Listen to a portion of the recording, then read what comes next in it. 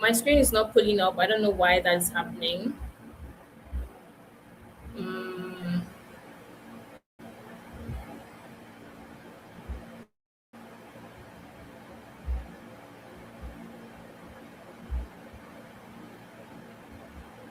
okay, it's up now.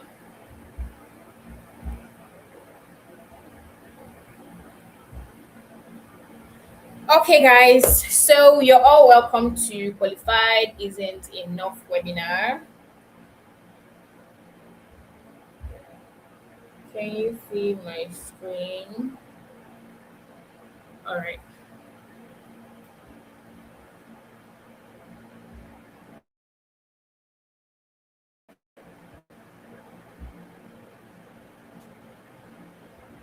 Can you guys see my screen? Because I can see it from my end. All right, so we've gone into our icebreaker. As most of you said, most of you said that you're in a serious relationship but it's not paying your bills. Amazing, that's cool. So next one, congratulations, you made it to this call. I mean, a lot of people wanted to be here, but they're not here, but it's nobody's fault. And I'm not going to tell anybody if this will be recorded or not, but till then. So you showed up, and that puts you ahead of most people. Now, one thing I need you to know today is that nobody's coming to aspire to inspire you. Okay, today we are going to have honest conversations with ourselves as to why you're not getting hired, why you're struggling to land, international roles. And I know a couple of people that have gotten international roles that they are still paying them in naira. That's a whole different problem on its own, but we'll get there. Now, um, the interesting part about this webinar is that we are not just going to tell you the problem. We're not just going to diagnose your issues. We're also going to, you know, give you a very big solution. So I will implore you to stay to the end of this call because patience is a virtue and you are going to exercise patience today. Because let me not say more than that. So first things first, who is in the room?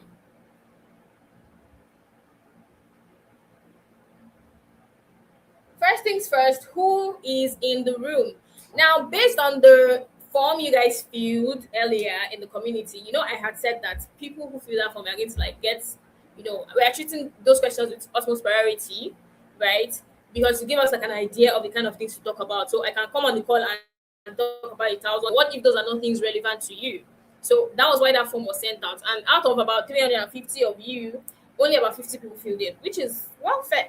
But 98% of you want this problem fixed as soon as possible. 60% of you have never earned from a remote or international job, which is mind blowing. And 43% of you have learned a skill but have no experience to show for it. Now, these three categories of people are going to, get their questions answered. And I really think it's a very crazy number, right?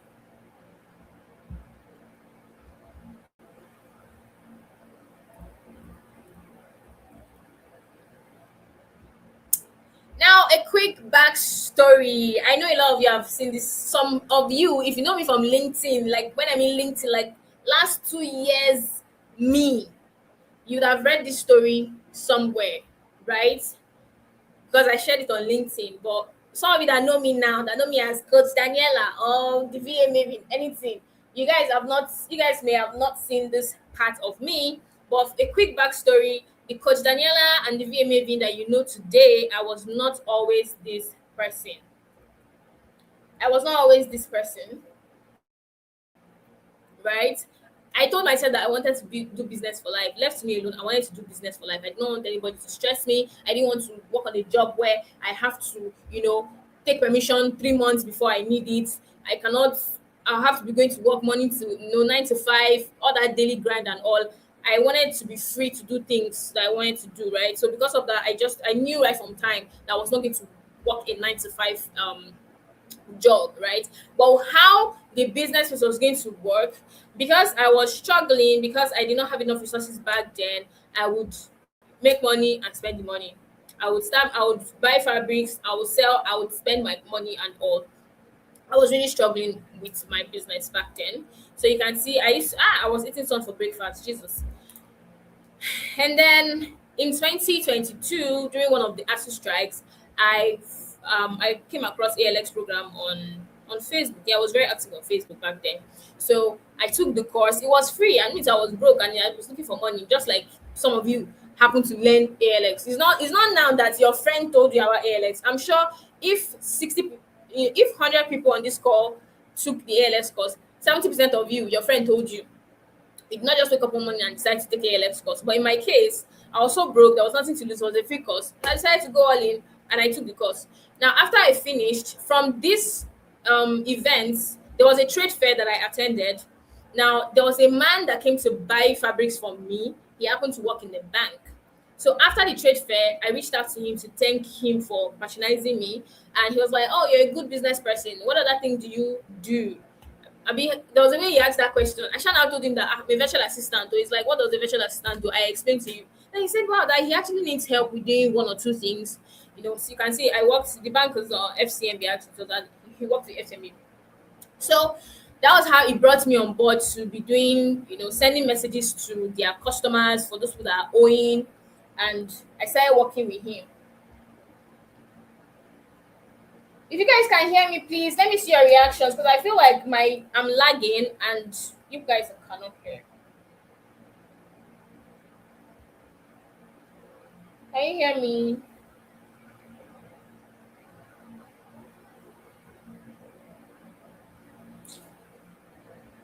What's in this thing now?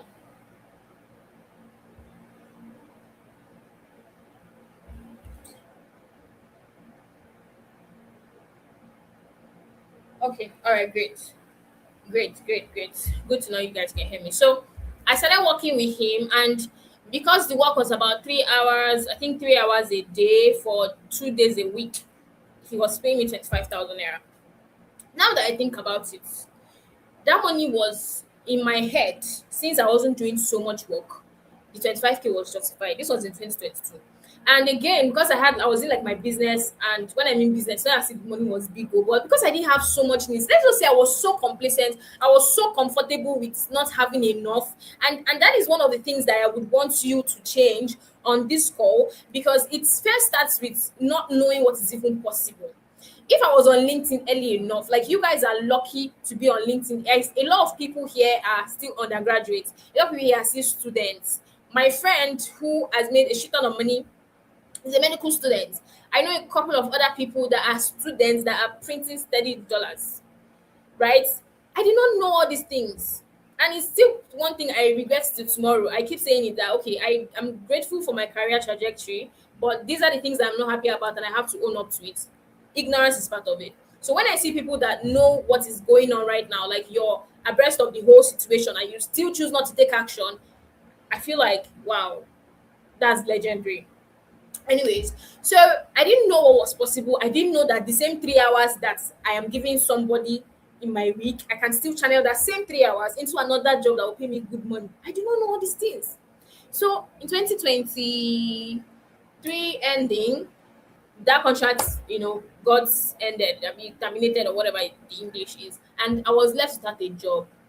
But because I was in final year, second semester, and my department has a track record of failing students, not graduating students. I did not want to not graduate.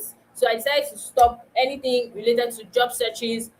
That time I used to reach out to recruiters on LinkedIn to try to like get to them. And because I didn't even know the right thing to do, I was just messaging them and saying, "Hey, is there space in your company, or is your company looking to hire?" And of course, they will tell you no because did you give them a reason to want to say yes to you in the first place? These are things I know. I got the audience of people back then. Now that I think about it, I got the audience of a lot of recruiters. I would send them messages, they would respond, but because I was not even making efforts in my messages. Probably if I had sent my portfolio, if I had sent, if I had done research about the company, someone would have said yes. But I was just reaching out to them to say, "Hey, is this space in your company?" That kind of thing. And they will say no, obviously. So moving on, in May 2024, I now got a job through a referral. That was my first six-figure role. And in that offer letter, they wrote 1.1. What is 120K by 12 months? That should be like 1,144,000 something. So I saw that money. I was like, Jesus Christ, I'm going to make a millionaire in a year. Joke was on me, guys. With the member bills that I had. And money, like I was literally waiting. By second week of the month, I'm broke. I'm not even not I'm not extravagant. I say it obviously, I'm not an extravagant person. Second week of the month, I was already broke. So I didn't even realize how much that money was small, and the fact that I was taking so long working for him. This man even threatened my mental health, like for real. Like his work was a lot, and I asked this man for a raise to 300,000 naira. My friend who is on this call was part of the people that gingered me to ask for that raise, and this man said he's not going to raise my money, that he cannot justify him paying me that amount of money. Okay, I was busting my for you, and out of anger, like that was the first time I actually cried because of a job. That was the first time I felt it's the only relationship that used to give people mental issues. If you can hear me, please thumbs up. If you can hear me, send me your reactions. And if at any point you can't hear me, you just tell me in the chat. I'm looking at my chat now on my other laptop. Now, this guy said he's not going to like he that was the first time I had mental health issues over a job. Like I could be in bedroom having my bath, and once I think about my work, my whole mood would just ruin and spoil. It was that bad. And then there was a friend of mine who, when she was taking ALX program, she was documenting on LinkedIn. If you know me very well, you know who this friend is. And this friend got two jobs. When me, two international jobs, international clients. She faced me collect dollars. This person I'm talking about, she got inspired to learn the course because of me, because she saw that I got a 120k job fresh out of graduation, where some of our classmates had not even figured out their life. We're still even working on our projects, and I got 120k job. So she was gingered. She had to take the course. And imagine where somebody that you ginger to do something now does the thing, and they now succeed. And now succeed more than you. That is how I watched this girl first me to collect dollars. I was like, wait, though, I've been in this game for like 2 years and something. You that just started, that means there's something you're doing that I am not doing. That is, there's something you're doing right that I have not gotten. And that's why I saw that, okay, I was going to take my LinkedIn seriously.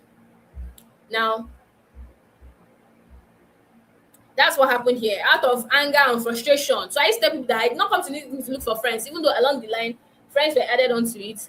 But right from time, what I came to LinkedIn to do was to get jobs.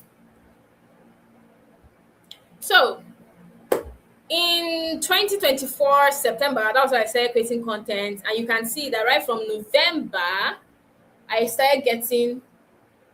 Give me a second.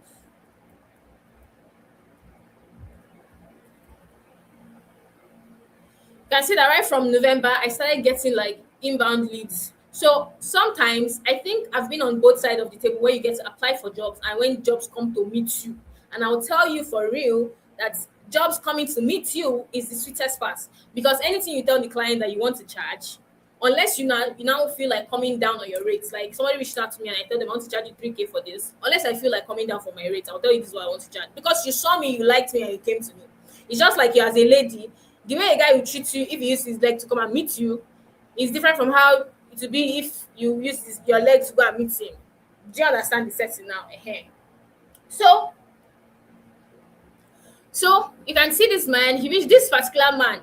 He stalked me on LinkedIn, went to look for me on Upwork, watched my Upwork introductory video before he sent me a message that he. So this is the second message. He's like, not sure if received my initial message. I would like to chat with you about potential services. Okay, at the time me and he were talking, I was going to charge him $6, but I did $6 per hour, but I didn't later work with him because of some issues. And then I had this message from Mr. Taiwo. I didn't later work with this man because he was offering to pay me 400k for a full-time role. I'm like, okay, I don't do 400k. All these people are not in Nigeria. All these people, this man is in the US, this one is in the US, this one I think is also in the US. They are not in Nigeria, but they are Nigerians. I can tell you for a fact that since I started reading on LinkedIn till today, no Nigerian in Nigeria has reached out to work with me. They're always in the US, in the UK, in the wherever in the world. But Nigerians, and recently it's not been Nigerians, it's been like foreigners, but all these guys you see here, they are not in Nigeria. That's to tell you that once you start building your personal brand, you can see how this lady's flag. Once you start building your personal brand, you will get opportunities that normally you can't even use your leg and find this. Do you understand? People will start seeing you that you don't even know that these people are noticing you, right? So this other woman, all these three people, I didn't work with them. This woman, I think she came to me at a point where my hands were full, so I told her I could not, like, I had to refer her to someone else. So these are, that period I used to hear people say, "Oh, I turned down a job offer." I'll be like, "Yeah, una they turned down job offer." You can imagine turning down all these three job offers that were going to pay good money. Do you understand? Now, this person was trying to offer me 400K when I was literally begging somebody to give me 300K. And I refused to work with him because the money, as of then, I had already raised my rate. I think then I was charging like $6 or so per hour. And he wanted me to work 40 hours a week. And you want to give me 400K. And you don't want me to work for anybody else. I told him, sir, you cannot work. Do you understand? That's where knowing your worth comes in. Do you understand? Now, moving on. Are you guys following? Are you following? If you're following, please thumbs up. Oh.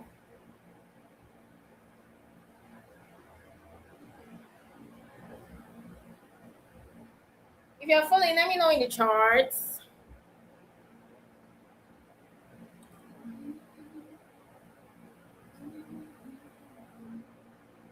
Are you not talking to me?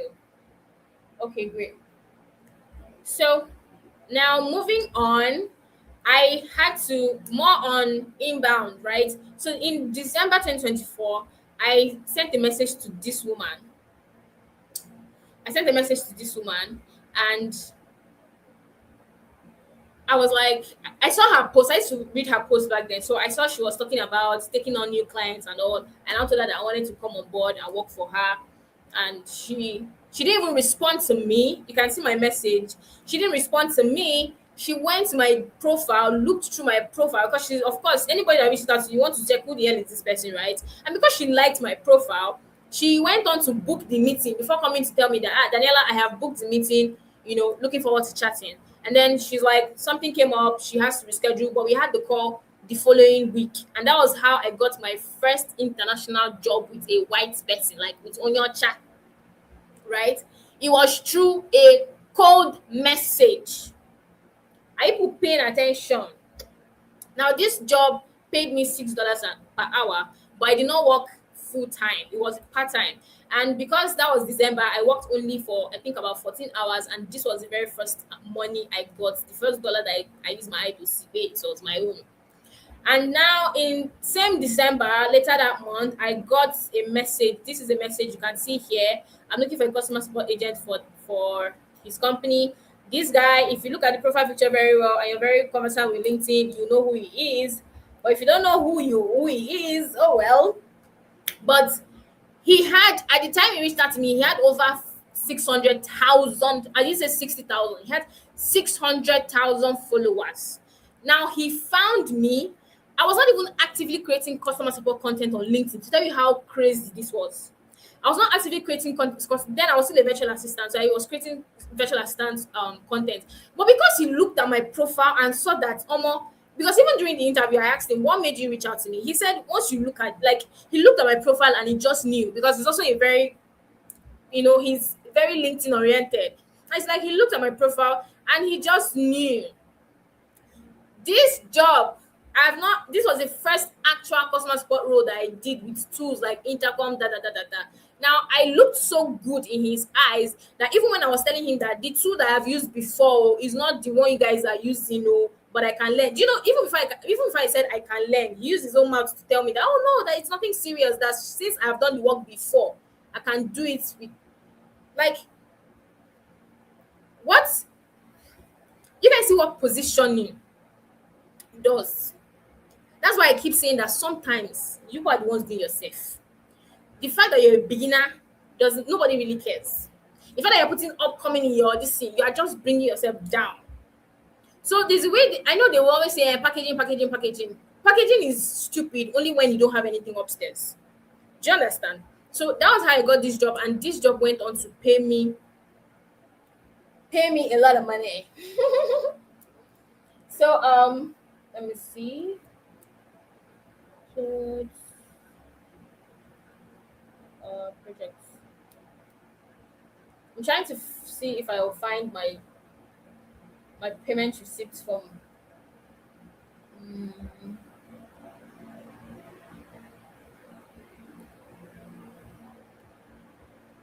okay, I don't have it here. Let me see.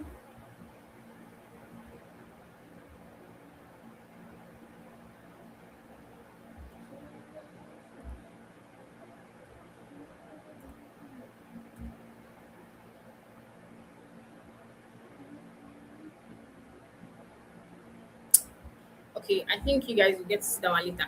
But basically, that is my story of how I got to this space, right? To this place. Now let's get into the main webinar. Why are talented people like you not getting hired?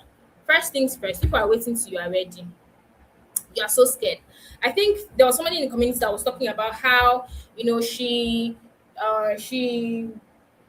has taken courses, she has done this, she has done that. But when it comes to like getting jobs, she doesn't know where to start and all. I'm sure I did not miss anything in this slide.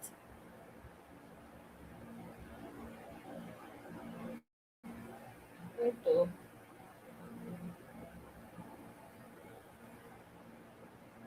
Okay. So she's like, she has taken the course, she has done this, she has practiced, but when it comes to actually applying for jobs, she's scared. I'm trying to think of somebody, but nobody's coming to mind. Now that's the first reason why you're talented, but you're not getting hired. Like, have you ever sat down and thought, I can actually do this thing? I know this thing. I remember back then in school, um, the lecturer asked a question that I knew the answer to, but he asked me to stand up and answer, and as I stood up, I started blabbing. Like, I went back to my seat that day. I was like, "Come on, what even happened exactly?" Because I know this thing. You know when you're telling yourself that you know this thing, you can do it. It's a different thing if you don't know how to do it at all, and then you know how to do it, but because of fear. The second thing is you don't know how to communicate your expertise very well and sell yourself. If a guy walks up to you, even if the guy is fine, even if he has money, you're going to expect him to talk. If he just walk up to you and just stand in front of you and he's smiling and he's looking at you like this, you're going to be like, "Oga, what's going on here? What's happening?" Do you understand? Because you expect him to talk, you expect him to. They say women are moved by what they hear, right? You expect him to communicate. So it is bad enough that you guys know what you do, you know what you can bring to the table, but when you get to interviews, you suddenly lose your tongue. And that is nobody's fault actually. These things happen. Me personally, that I'm here, I know I've gotten into interviews, and when it's time to like maybe they will ask me questions like, tell me about yourself. Something that I've practiced. I suddenly my head goes blank. The third one is you're solving your own problem instead of the employer's problem. I've shared this before on TikTok that when you go to the market and someone is trying to sell you on something that you don't want, I literally told one guy that he's humming like a bee in my ear. I was like, "Can you stop following me like a bee? You're telling me now you're selling something I don't want to buy." That is how it is when you're trying to like tell a client that you're actually good though. Yes, you can do XYZ and all. But you're making it come off as is a problem that you want to solve. But what if it's not the problem that you want to solve? There are other reasons, like you sending out generic applications. You don't take the extra time to look through applications, apply properly. Write your cover letter, your resume with intention. Most of the best code emails I've written are the ones that I really calm down to research the company, right? Because I take my time. I usually say this is I take my time when it comes to my applications. I can when people will say apply for 50 jobs in a day, I don't know how you would do it because I can apply for one in one day. I will really take my time with the company. Now moving on, what does it take to land international roles as a Nigerian? Number one, you have to be undeniably good. That your background, so this should be background, not passport. Your background becomes irrelevant, right? I know a lot of people might be feeling like, as a Nigerian, won't you be having like imposter syndrome and all? I have been on 3 foreign teams, like all white people. I am the only Nigerian. I have never for one day felt like, oh, I'm a Nigerian here, so I should not talk. Oh, I'm a Nigerian here, so my voice doesn't count. My bosses, even on my present job right now, if they want to like say anything, They will tag me, Daila, what do you think about this? That's because you have shown them that you have sense. So in every area of your career, especially if you want to work on international teams, you have to be so good that before they would think about the fact that this person is not from our side, or maybe this person doesn't know how to speak accent. Not all jobs require that anyway.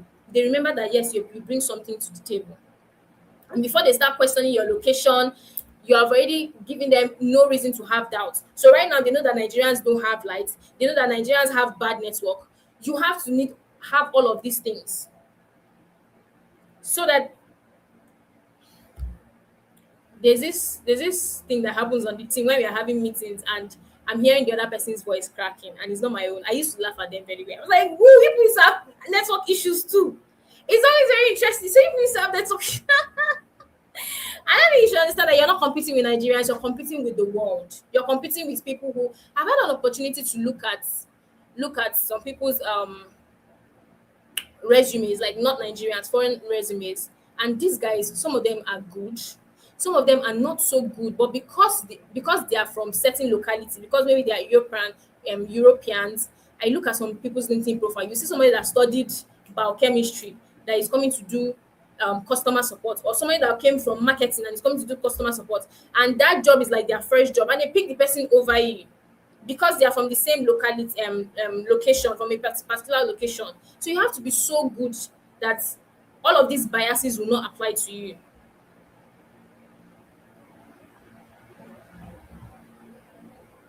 Now moving on. Nope, nope, nope, nope, nope. Okay. So mistakes most applicants don't realize they are making. The first one is you're not researching the company enough. I did CV reviews. If you're from uh, digital NS tribe, I took my time. I did CV reviews. I did resume reviews. I did no, I didn't do cover letter reviews. I did portfolio reviews. I looked at your LinkedIn profiles, and I was seeing a lot of things. Some of you are really, really bad with your positioning. You're very, very bad with your positioning. I need you guys to like answer me one question in the chat. If I need you guys to answer one question in the chat.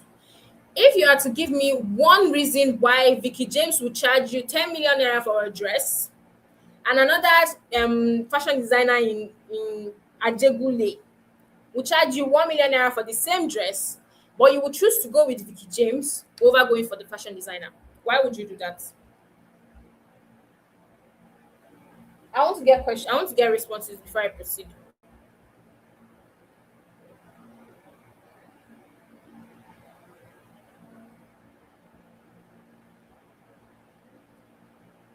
Can you guys hear me?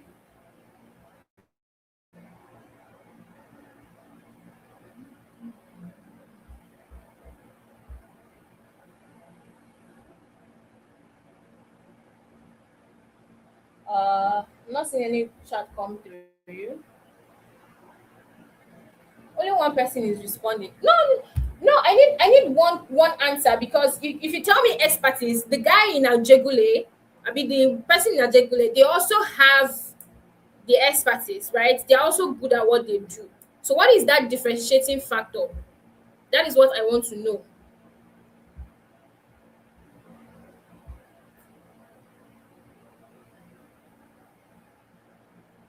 The person that is saying quality. Quality is relative.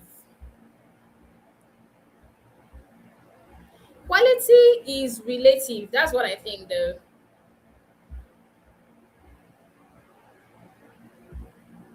Branding and positioning, because of their branding or probably portfolio. She's gotten the brand to scream.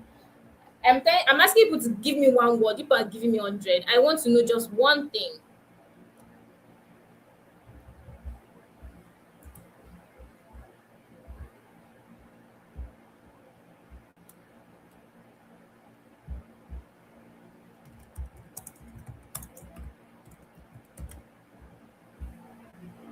Positioning, amazing. Now,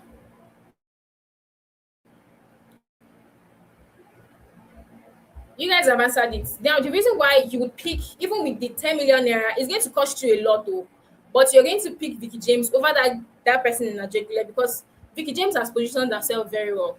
Even if Vicky doesn't tell you that she charges 10 million naira, already you know that this person is very expensive. And if you see anybody become a Vicky James bride, so let's say tomorrow, which by the grace of God, I'll be a Vicky James bride. I don't need to tell you that I have money, I'm rich, before you know that I have money. Why? Because by extension, for me to be hiring Vicky James to make my dress, it means that I have money. So when it comes to all of these things, the same way perception works for everything else, that is how perception works in this field as well, right? So there's kind of money amount of money that you cannot charge unless you position yourself in a certain kind of way. Because clients will even look at you and be like, these are people that can pay somebody else $10,000 to do the same thing, but because you don't look like it, you put upcoming writer on your page, and the clients that wants to hire a writer that they will pay $5,000 so that the person will write the best copy for them. You expect them to come and give you $500 inside that money. It's not going to work. It's not going to happen like that. So next up, I'm bringing our speaker on now. Let me see.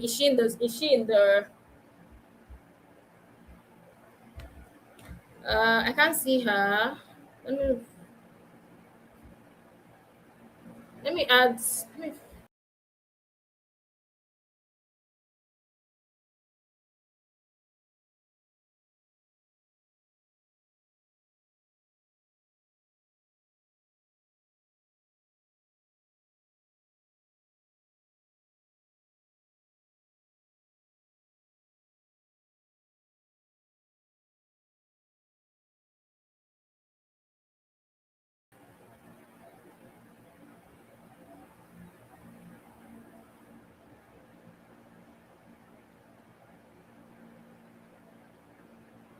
my speaker is not here yet. I can't see how.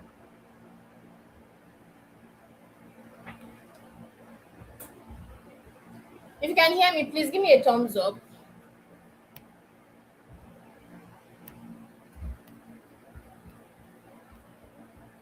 Give me a thumbs up. Give me a thumbs up.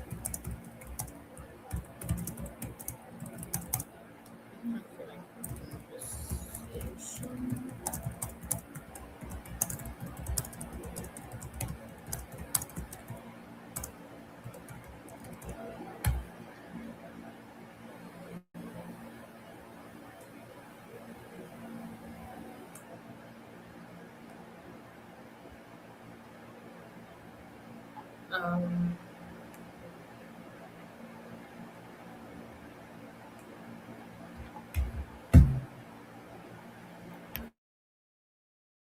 okay, so it looks like she has the wrong link. Just give me a minute to sort that out real quick. Link address to-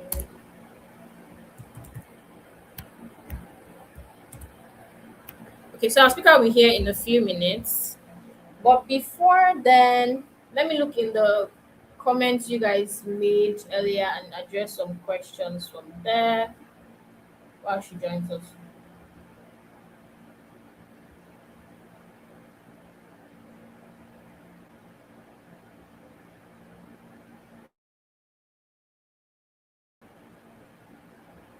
Okay.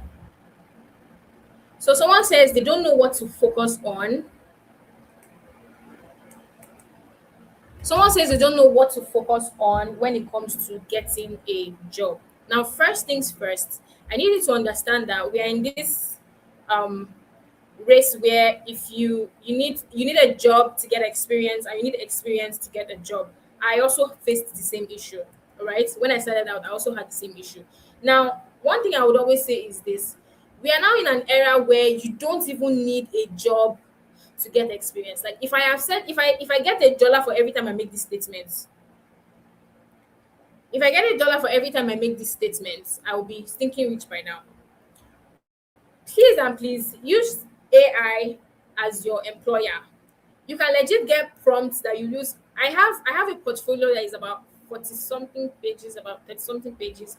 And out of that portfolio, out of the projects there, only one of it is an actual job that I did. The rest, the rest are dummy projects. So you don't have a reason to not have experience, and that's why someone was asking me today, how does she get volunteer and get internships and all. I'm like, why do you feel the need to do an internship? If you have a portfolio, there are some jobs that you don't even need to intern for, unless maybe you want to use your CV and there's like nothing on your CV. But if you have a quality portfolio, trust me, you're going to get jobs. Anyways, our speaker is here, and I'm going to bring her up stage.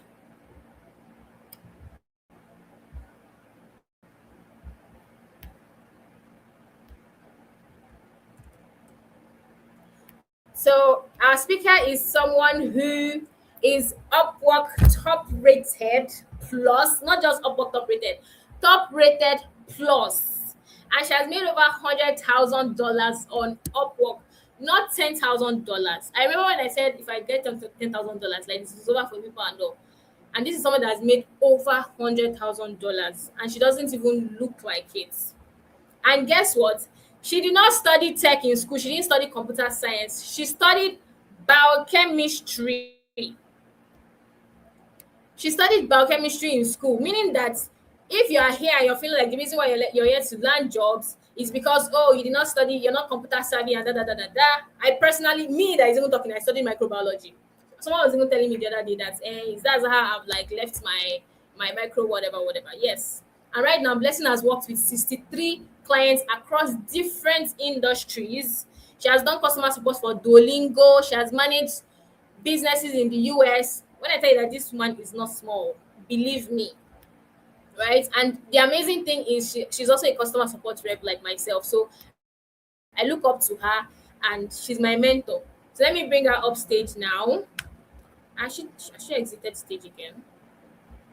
She was here just now.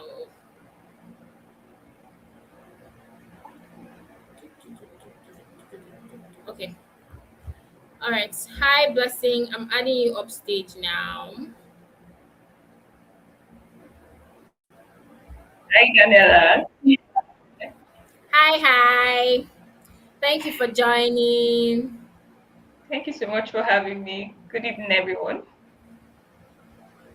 Okay, Blessing, please introduce yourself to us. I know you so much. I've known you for like more than a year, right? But a lot of people here, they don't know you. So just introduce yourself, tell us what you've done and who you work with, just give us a little bit of background there. All right. Good evening, everyone. I'm so happy to be here. My name is Blessing Michael Umana, but I'm popularly called Word Best, right? And I'm a customer support specialist, transitioning into being a customer success manager. And I've been freelancing for the past 3 years plus now. I started out as a virtual assistant immediately after my NYC. Yeah, so that's basically what I do. Okay, so I'm going to be putting up the questions because a lot of people that are here, they're like, oh, they've tried Upwork. Even me in particular, let me not even lie to you. Me, that is, you guys, in quotes, coach, Upwork has dealt with me. Oh, Upwork has dealt with me. You don't want to know. So I'm sure if you're on this call, there are questions that you want to ask. This is even like the first time that, you know, me, I want to use this opportunity and ask Blessing all the questions in my mind. So let me pull up my slides. Mm, publish. I just added like something.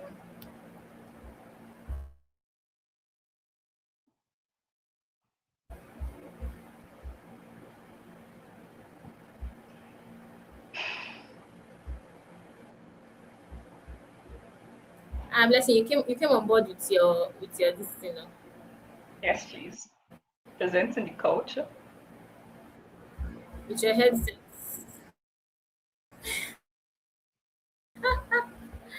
Okay, can you guys see my screen? No, no, not yet.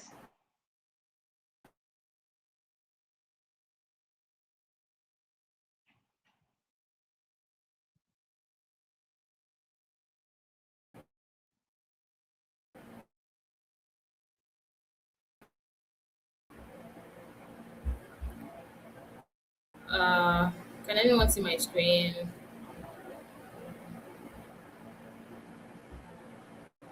will. I need to refresh this. Give me a second. Uh,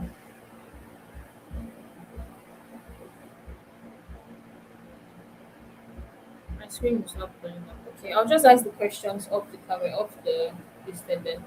So first question, Blessing, please tell us what was your starting phase like? I know you said you started out as a virtual assistant, which I also started out as a virtual assistant. So now that I think about it, so what was your starting phase like? What were the challenges, and at what point did you decide that customer support was all you wanted to do?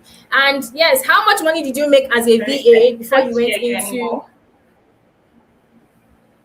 You can't hear me. Can you hear me? No, I can't. I can't hear you. Really, but I can hear you clearly. Can anyone hear me? No.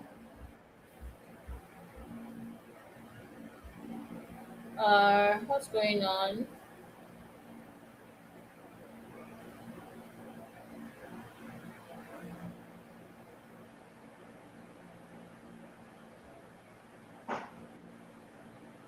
Okay, so they said they can hear us both, so I don't know what the issue is. Blessing, can you hear me now?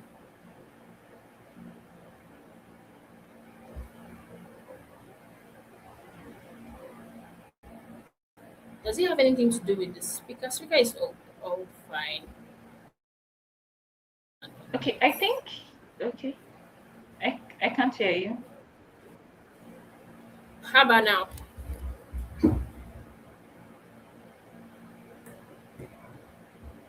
How about now?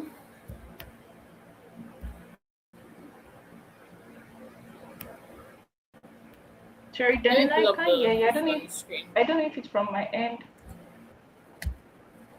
Okay, can you exit and join and Okay, rejoin? probably maybe I'll leave and rejoin. Yes, please exit and rejoin because they can hear us. So I think it's an internal thing.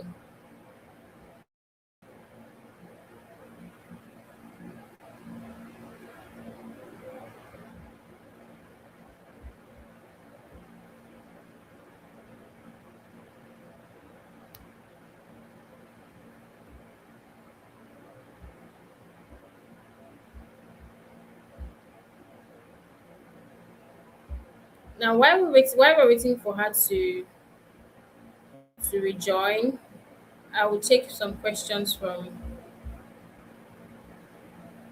Let me To add you as a rejoin, stage. I will take some questions from. Let me To add you as a stage. rejoin, I will take some questions from. That's why Let are me you using an external rejoin. system? I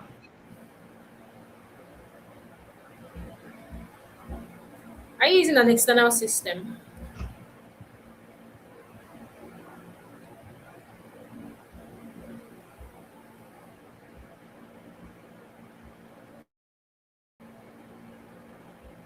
Okay, while she's working on that, let me pull up my screen now. I think screen is fixed. Sure.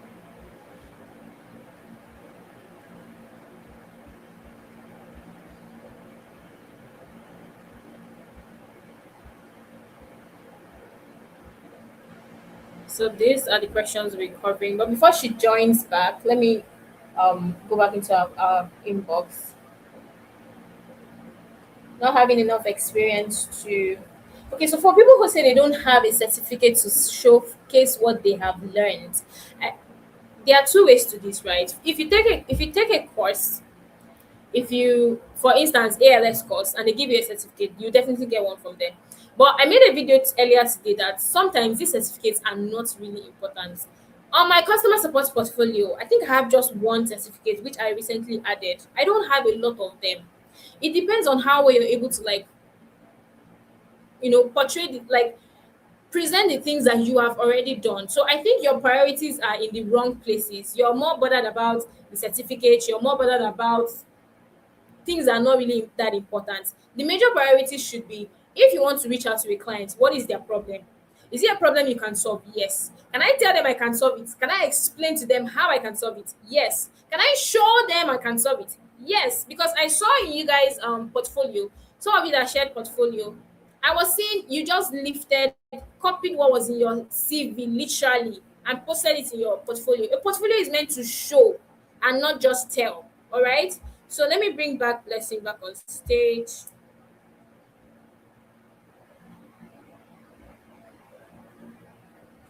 Okay. Blessing, can you hear us now? Can you hear me now?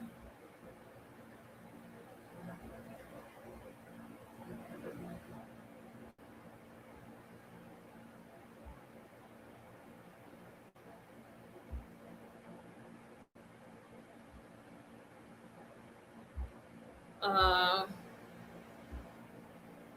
Blessing, Blessing, please use the private chat. I think her network is terrible.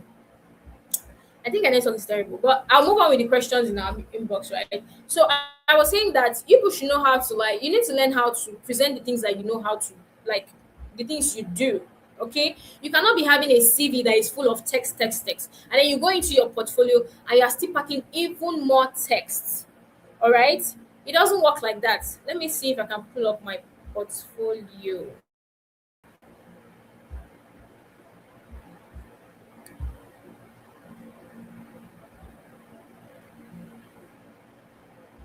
And while I'm working on that, someone else said, not knowing where to find high paying international opportunities, getting interviews but not receiving offers, sending applications and not getting. Now, I need to address one thing. Let me tell you one truth moment is the fact that every single person gets ignored. Like, if you understand that ignore, like, people, clients ignoring you is part of the process, because some of them actually forget to respond. Some of them don't have time, and before they say, oh, let me come back to this email, they're forgotten about it. Right, other people clearly don't have use for what, like, you will write a very very good cold email, and they will look at it and just be like, this is not what they want, and they don't have time to respond back to you. So understand that sometimes ignoring you is part of it. Getting ignored is part of it. But there are times when, by the cold emails that I saw and some of the resumes that I saw, if it's me self, I will ignore the hell out of you. Do you understand? So being ignored is part of the process. But what you can control, what you can, what you have power over is the kind of emails that you write. You write it super personalized. There was someone in the community that wrote a super personalized um um cold email that got her a response and got her a job. Now, in that case, if you don't get responded to, this clearly was not a you problem. It was a them problem. Do you understand? Is Blessing back on? Let me add her to stage. Blessing, can you hear now?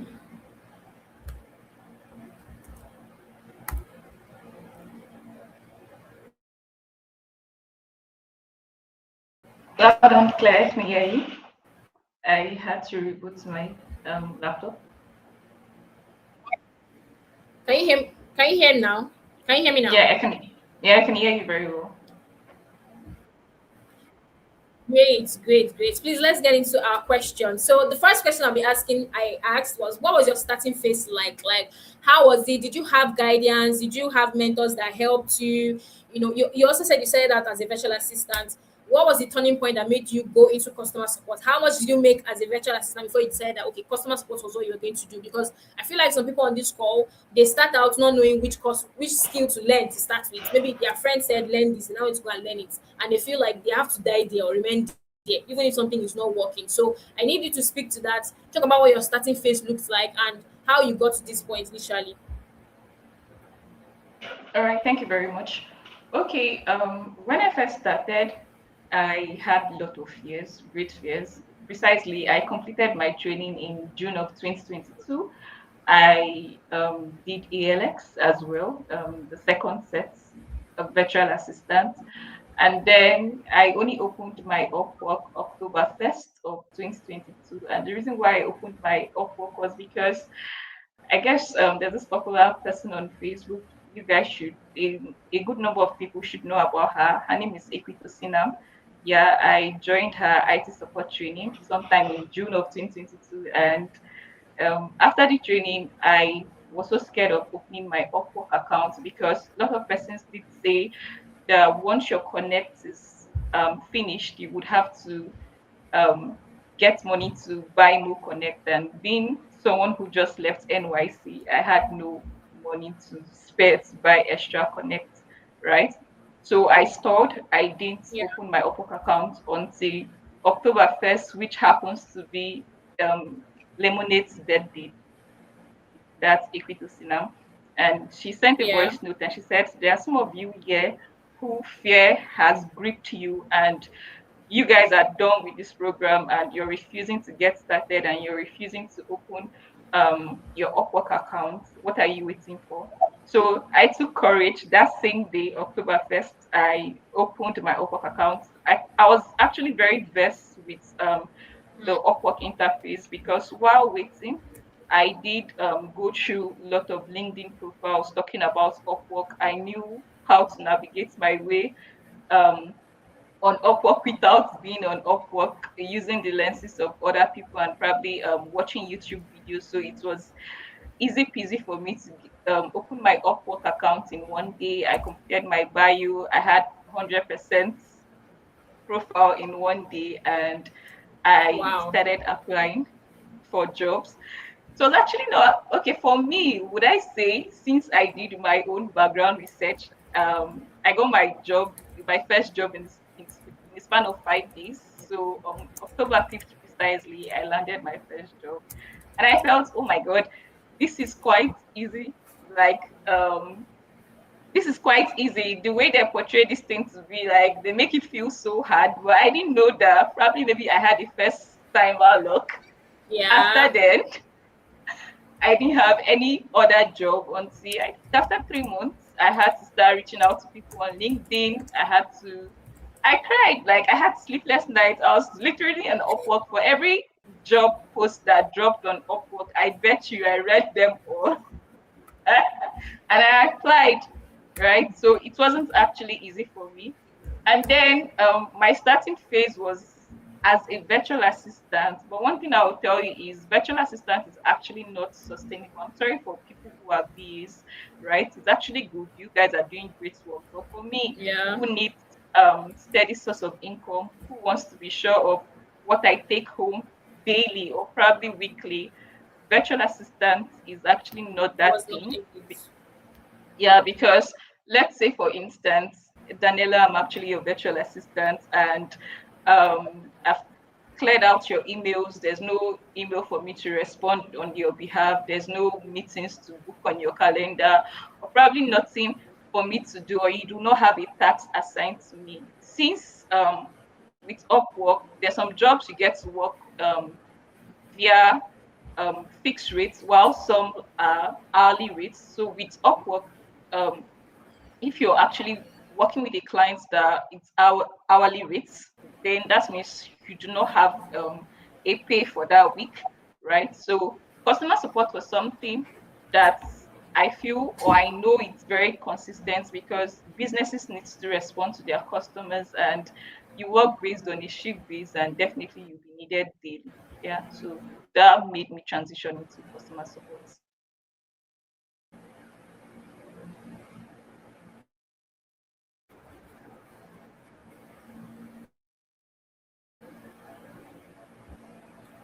Can you guys hear Blessing? Because I feel like her voice was trailing off at some point.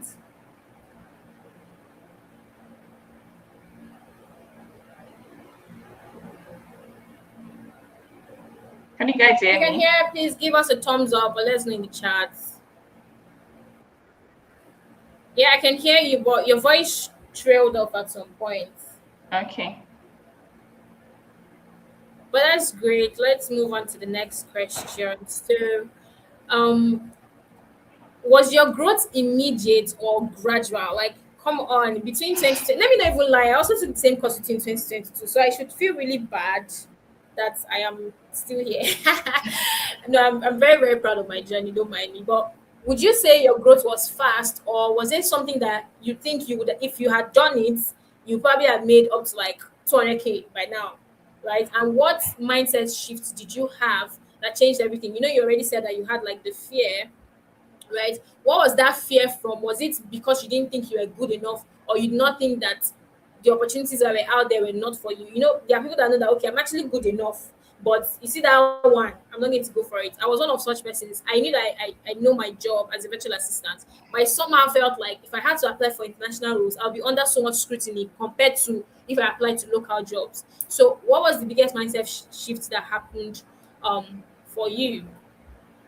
All right. So And I how was think your one growth thing that like? has Okay, I think one thing that has discouraged a lot of persons and probably instilled fear in me in my beginning days is when we hear the saying that, oh, Upwork favors the whites, probably the Filipinos, they are the ones that get the jobs from Upwork, right? So what I did was that I did go on Upwork and I searched for talent in Nigeria, and I saw a lot of persons were being hired in Nigeria. They were earning thousands of dollars, right?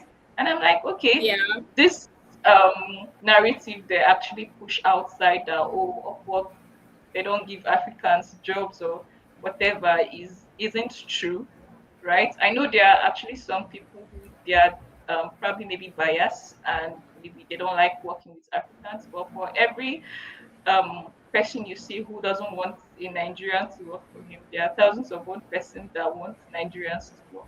Yeah, so that's it. I did go on Upwork and I saw people who were doing excellently well, and I knew, okay, if they had a chance to work, then I stand a chance to, who were and I also started. winning. Yeah, Yeah. to do as well. Okay, beautiful. So, moving on to the next question. What did you understand early that most people did not understand? Because, for instance, me, we just took the course, so I felt like everything I wanted or everything that I had to, I don't know, back then, Prudence, right? Yeah, Joy, they made me feel like no shades to them. I think ALX did a great job for the fact that they taught us for free. But I feel like if we had understood earlier on that this is just the basics and the world of virtual assistance is bigger than this, then I think I would immediately I came out of the program, I would have tried to upskill because I didn't take digital witch course until 2024, right? I took digital risk course in 2024. So a huge 2 years gap before I upskilled. So what is the one thing that you understood really early that people miss in the early stages of their career, and by the time they realize it, it's now years, and maybe what would have worked 2 years ago, when you now try to do it now, the world has already moved on. So it's almost like you're still trying to like chase and keep up with it. So what is that one thing that you understood early, and also mistakes you made that you would never want anybody to repeat? What were your mistakes when you started out? All right, thank you very much. So I think one thing I actually understood early was that for me there was actually no plan B. So I had a lot of persons like during my sets. I made friends with a lot of persons in ALX virtual assistants, right? And they had plan Bs. Like if this doesn't work, they had other options. Probably maybe go get a physical job or something. But for me, I think what really helped me was I didn't have a plan B. I said this must work. It's either this works or it doesn't work. I was actually ready to give my all. And I also noticed what really happened was each time I try, I kind of like see progress. Probably maybe I get to see that a client had viewed my proposal, a client responded, I get to sit in for interviews, although I received a lot of no's.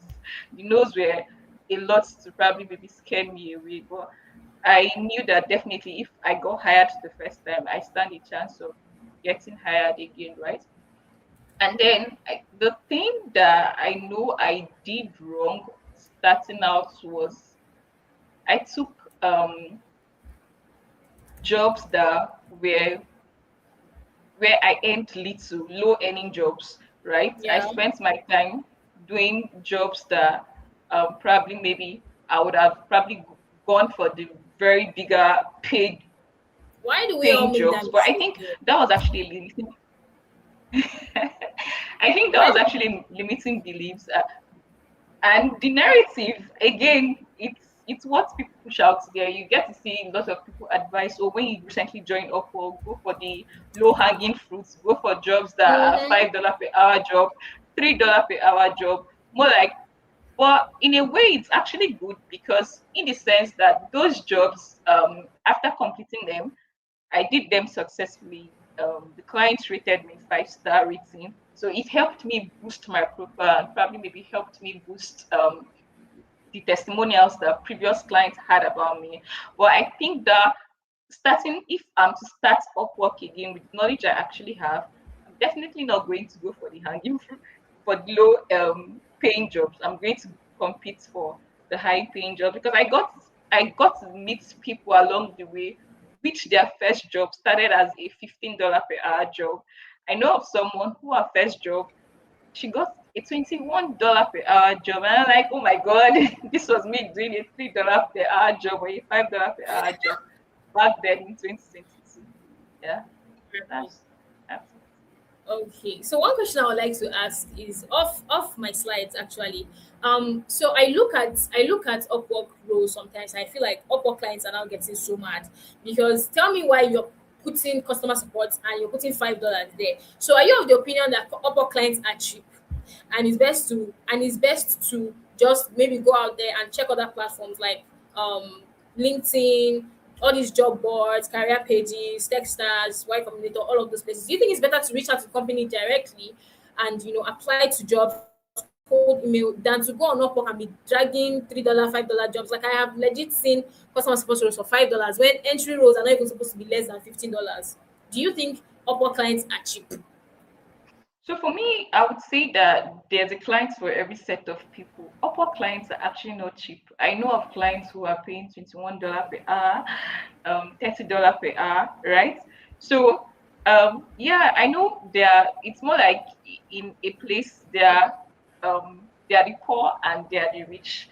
They have their target audience. Like I said, if you think you're not deserving of more, then you go for the clients that are willing to pay less. And the thing about this low paying job is that the clients know that there are people, there are a set of people who would hurriedly apply for those jobs. But once you know your worth, you know your value, you know what you stand to give to the company you're about to work for, definitely, if you know what you carry, the value you carry, then those jobs are actually not for you. For every $5 per hour job you actually see out there, there's a client willing to pay $15 per hour. There's a client willing to pay $20 per hour. Definitely, for you to land those jobs that are paying $15 or $21 per hour, you need to be competent enough. You can't tell me that you have a skill set of someone who should earn a $5 per hour role and then you're competing for a $21 per hour role, right? It's just you, Yeah. like, probably maybe judging yourself and weighing what you want, then that's it. Yeah, that's actually true. So you guys have heard it that at the end of the day, you're not physically there to tell the clients this is how I look, this is what I do. So whatever that happens, the only contacts you have with clients are your profiles, like as little as irrelevant as it might seem, those profiles are visual representations of you online. So that's why you should not joke with your profile. No, you should never joke with any of your profile at all. It's very, very important because that is how a client will know that you have sense or you don't have sense, whether you have sense in the real life or not. Okay. So moving on to the next question. What do you think is the difference between freelancers who scale and those who stay stuck? So, for instance, I tried trading at some point in my life, and they will always say trading is about consistency. Trading is about consistency. But I blew my account, and I'm not well for now. I want to rest. But basically, let's bring it back to remote work. A lot of people that started with me have dropped off. A lot of people that started with you have dropped off. If you check in a class of 300 to 500 people, there's a very tiny percentage of people that actually get job in the first month. There's a tinier percentage of people that, it's almost like with each month, people's interests are dropping. So you will not compare someone that's got a job today and then feel like, at least if I try more, I will get another job, than somebody that has been trying for 6 months and they've not gotten a job. So what do you think is the difference between freelancers who stay on a particular lane and keep growing to the point where they grow to earning six figures in dollars and not just naira, and those that stay in one place and stay stuck? What is that one thing in your opinion?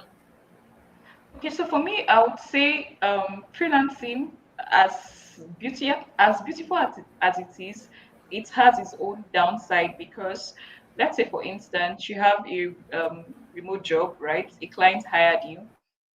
The client can actually wake up one day and probably say, they don't need your service anymore. It happens. It's I've woken up to a close contract and without any explanations, right?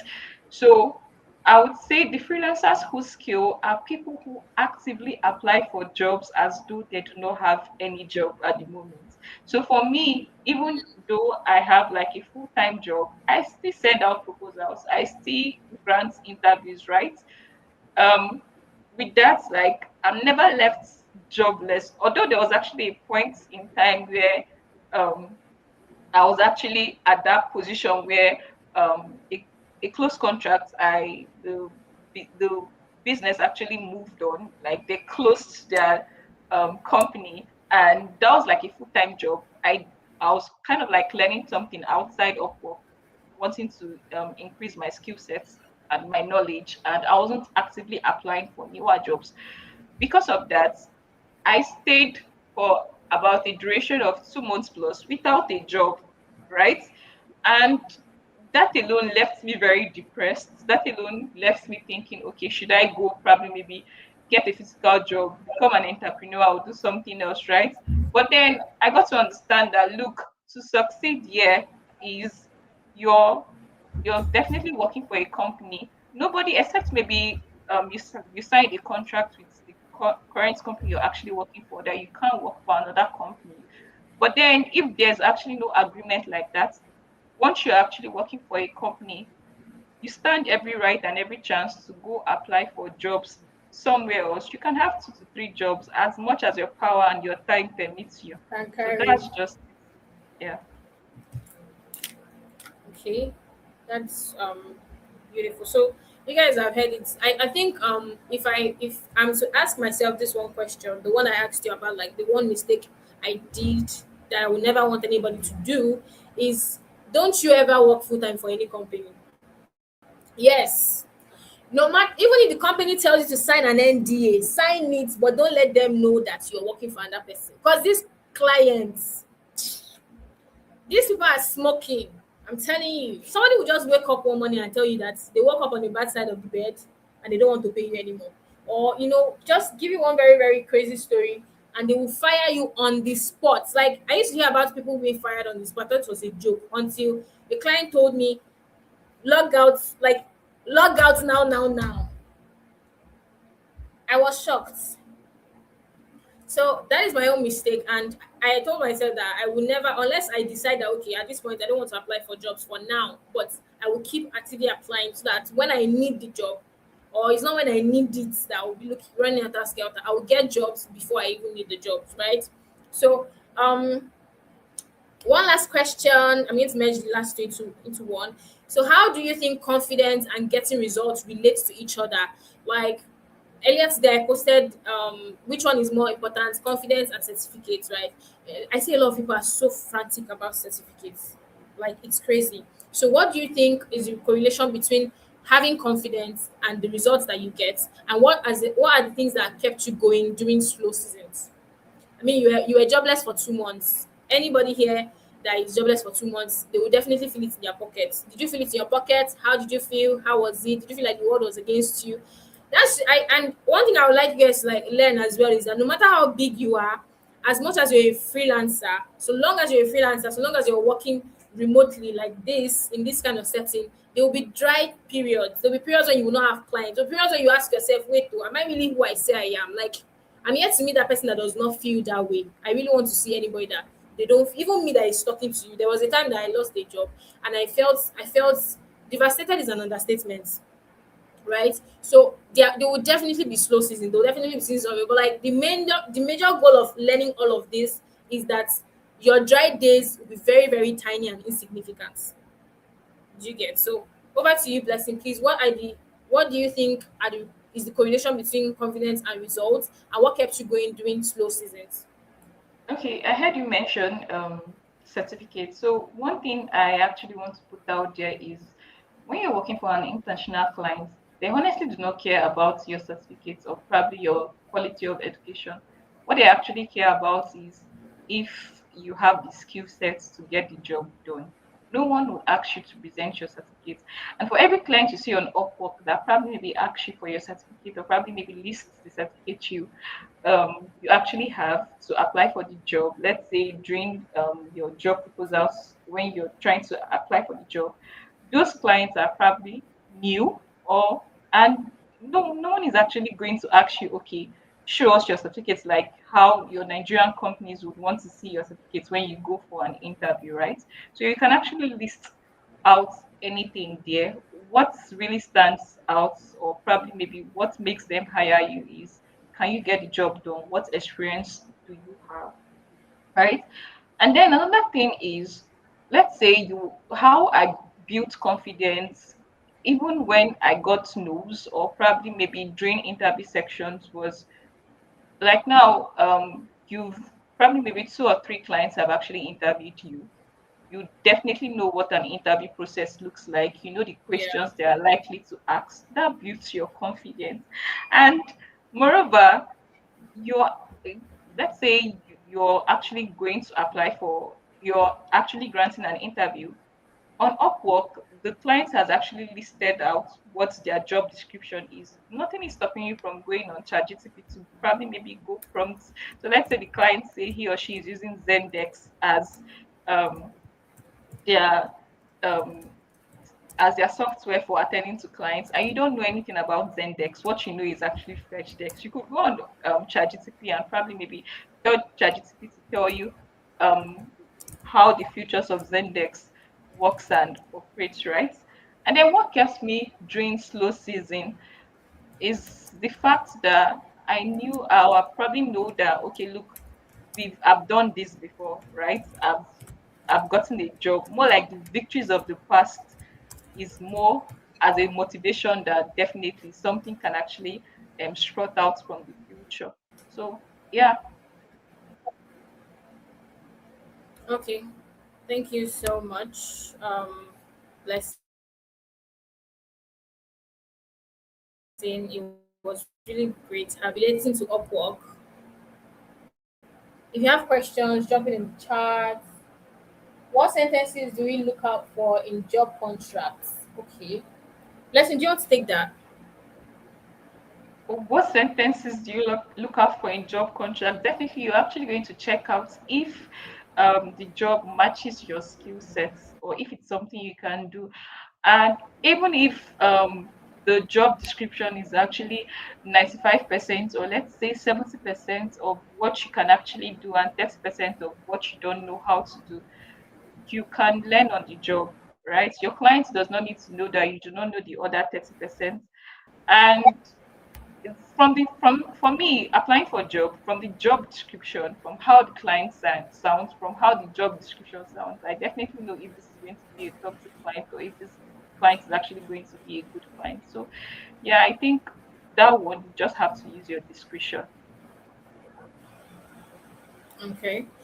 And if I'm to add to that, if I'm to add to that, so there's something called like a non-compete, or what's that thing called, right? So there are times when a client will hire you and you're not supposed to work with the same company. Like, give me two similar companies.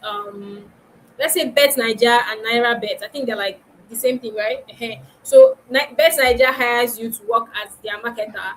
If you sign a non-compete, you're not going to work for companies like Bet Niger. You're not going to work for Naira Bet. If you do that, they can sue you in court. But I think the whole landscape is, it doesn't favor the freelancer because they will tell you they will sue you. But if you go against their own, or if they go against your own contracts, you can't sue them. I think that's like one very interesting thing that I find very, very funny when it comes to the whole remote space. So there's someone, another question: how do we measure our worth to know the right roles to apply for? I don't think there's a scale. There is no scale. It's not kilo of chicken and turkey, right? You know your abilities, you know the things that you're great at. It's part of why I say that you cannot be asking people what skills should I learn, because if someone that studied computer science that is already familiar with the computer space decides to go and study cloud computing, and you that is coming from maybe plant science, no um computer background whatsoever, and your brain cannot even carry it. Let's start from there. Let's start with your brain first, because there are people that have started from that have come from different backgrounds into this the tech field. If your brain cannot even carry it to start with, you're going to fail, you're going to struggle, and before you even get it right, you will spend years that you could have easily spent doing other things, channeling your energy into things that you know you can do naturally. So if you're able to, if you've learned skills that you know you're great at, you practice, you've done your your own homework. There's I'm not going to lie to you. There's a confidence that comes from when you are on the job, right? But you see this fake it till you make it. You guys use them. You're correct. You will use it. I just showed you guys how I got a job. Yeah, you go use them. Sorry that I had to use pigeon. It's that serious. Because if you feel like you wake up one day and feel so confident, I can work with the CEO of Microsoft right now. I am that good. There are days when you will fail. There are days when you will make mistakes, right? So you have to build yourself to the point where you know that okay, I don't know everything 100%, because there's no way you can even know everything 100%. They are the kind of clients that you work with that you feel like you've grasped everything, and you work with other clients that they make you feel like you don't know anything. It happens. All right. So that is what I would say on how do you measure. Just know that you're picking the skills that align, the jobs that align with your skills. You're communicating your value properly. You're not going on board to tell the clients that, unless they know that you're actually starting out and they still decide to bring you on board, they cannot hire you. You're not telling them that, oh sorry, I don't know this, I don't know that. And you don't even make effort to do your research. You don't make effort to learn by yourself. One thing I would always tell my clients is that I have not, if he asks me something, do you know this? Are you familiar with it? I'll say no, but I can quickly look it up, because when we're on the call, we use our laptops, right? So I'll just quickly do a quick search. I'll pull it up. So if he now wants to explain further to me, because there's the error where, imagine if you now say yes and he's asking you what does it mean, or he wants you to do something, it's now so complicated that you cannot figure out on your own. It will make you look stupid. But instead of just saying, oh no, I don't know it, and end it there, you say no, you don't know it, but I'm going to do my research on it. These are like the little things that international clients want to see. I don't know about remote teams. I know there are some that apply. Sorry, for local teams, there are some that apply to them as well. But as Blessing will also tell you, maybe at some point or even regularly, she's like the only Nigerian on the team. I have been like the only Nigerian on my team on 3 occasions, and they don't make me feel like I don't belong, because I don't even behave like I don't belong. If conversations are happening, I put in my 2 cents. If I don't even know what they are talking about, I will copy paste the whole message and put it inside Claude and say, Claude, please, oh, there's one gist that is going on in the group chat. I don't understand. Please take this now, explain to me in clear words, and tell me what I should respond. That's what I do. So you have to be very, very proactive. That is one thing these clients want to see. You have to be very proactive. Okay. Any other questions in the chat? There are no questions here, but I think there are like two. There was a question I saw in the form. Um, how do I feel? We've answered questions around confidence. This thing. So someone said, what wrong things to avoid mentioning that tends to ruin chances of, like, your chances of getting a job. So when it comes to the international space, there are some things that you don't say, right? I've not worked on Nigerian teams like that. I would always say this thing. But you see, the first thing you don't say, you don't badmouth. This one is actually general knowledge. You don't badmouth your past employer. Even if they put a gun to your head, even if the person like chased you out, like they fired you on the spot, they didn't pay you for 10 months, you dare not say it, because what the client is not thinking, like, the client is not thinking, oh my god, you've been through a lot, okay, I'm going to hire you so that your experience will change. They're thinking, wow, so tomorrow if we fire this person, these are they're going to go and badmouth us outside, or if we do anything wrong, or what if that person is even worse than your former employer. That's the worst one. If they're even worse than them, if they're as wicked as they are, or they have the same character traits, you're going to lose the job. That's the first thing. The second thing, you don't say you don't know anything, you are still a learner. That's the sense used to piss me off. As far as we are concerned, you are learning on the job. If they are using Trello and you only know how to use Asana, you tell them that I've not used Trello, I've used Asana, but I know that the background, like, they have the same features and I will be able to learn in a short period of time. They are not the same.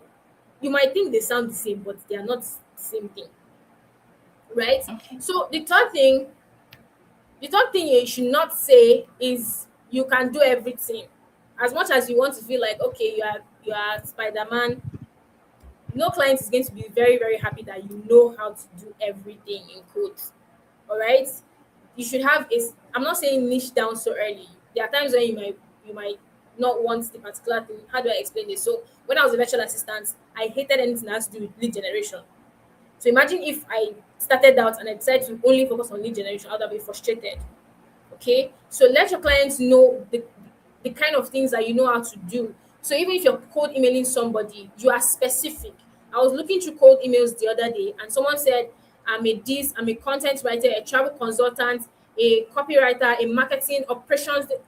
I was like, girl, take it easy. So you don't want to come off as you are doing everything and you are doing nothing. Okay, now another thing you should not mention is, don't mention your personal problems. Never you. Oh, my mom is in the hospital, my father is sick, my ancestors are dying, my brother is. Don't mention it, right? Because the truth is that one thing I have learned, one thing I want to teach you today, people are selfish. Human beings are selfish. Even you that is looking at me, you are selfish. That's more reason why if I present a picture to you and you're inside, your eye is going to go to your own first.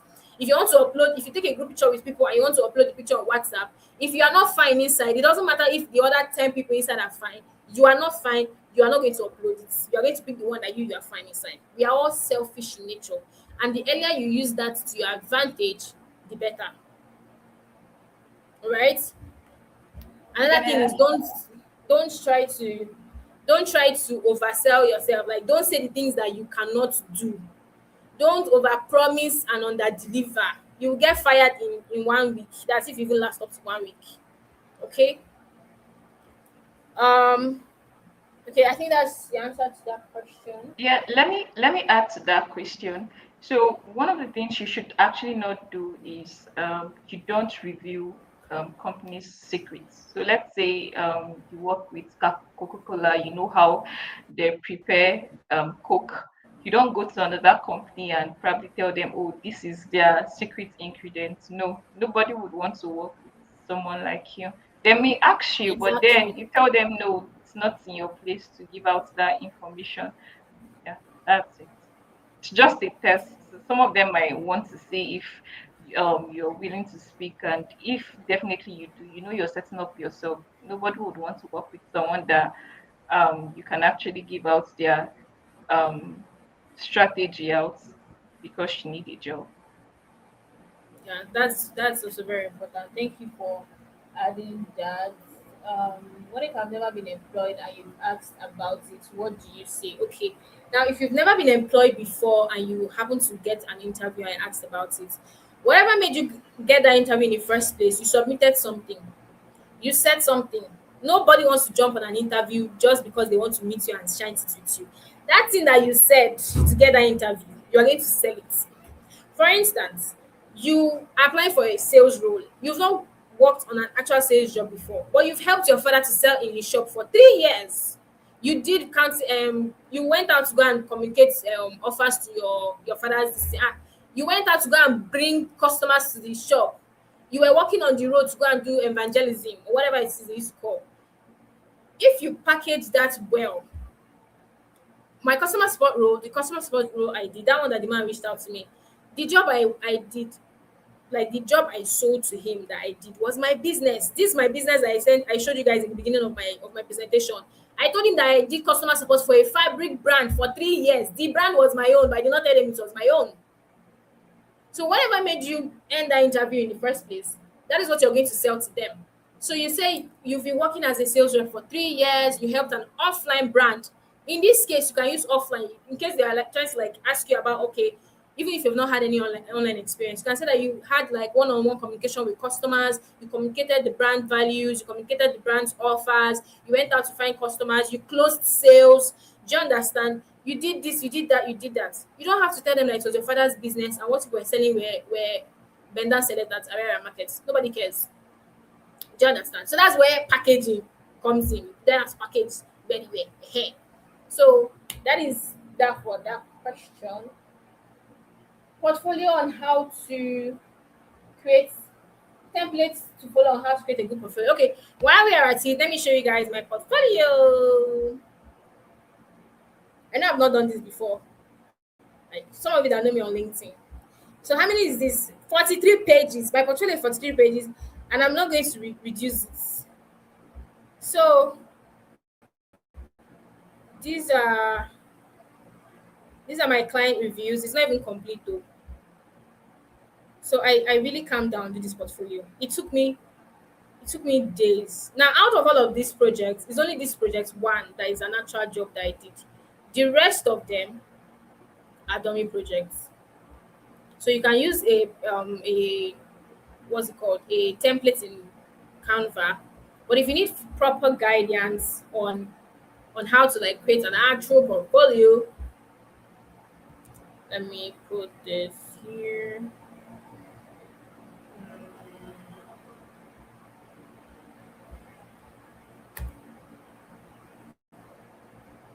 So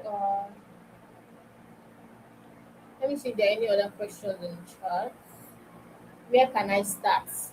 Okay, I'm going to answer this where can I start question once and for all. If you finish learning a skill, the first thing you should have done while learning that skill was build your portfolio.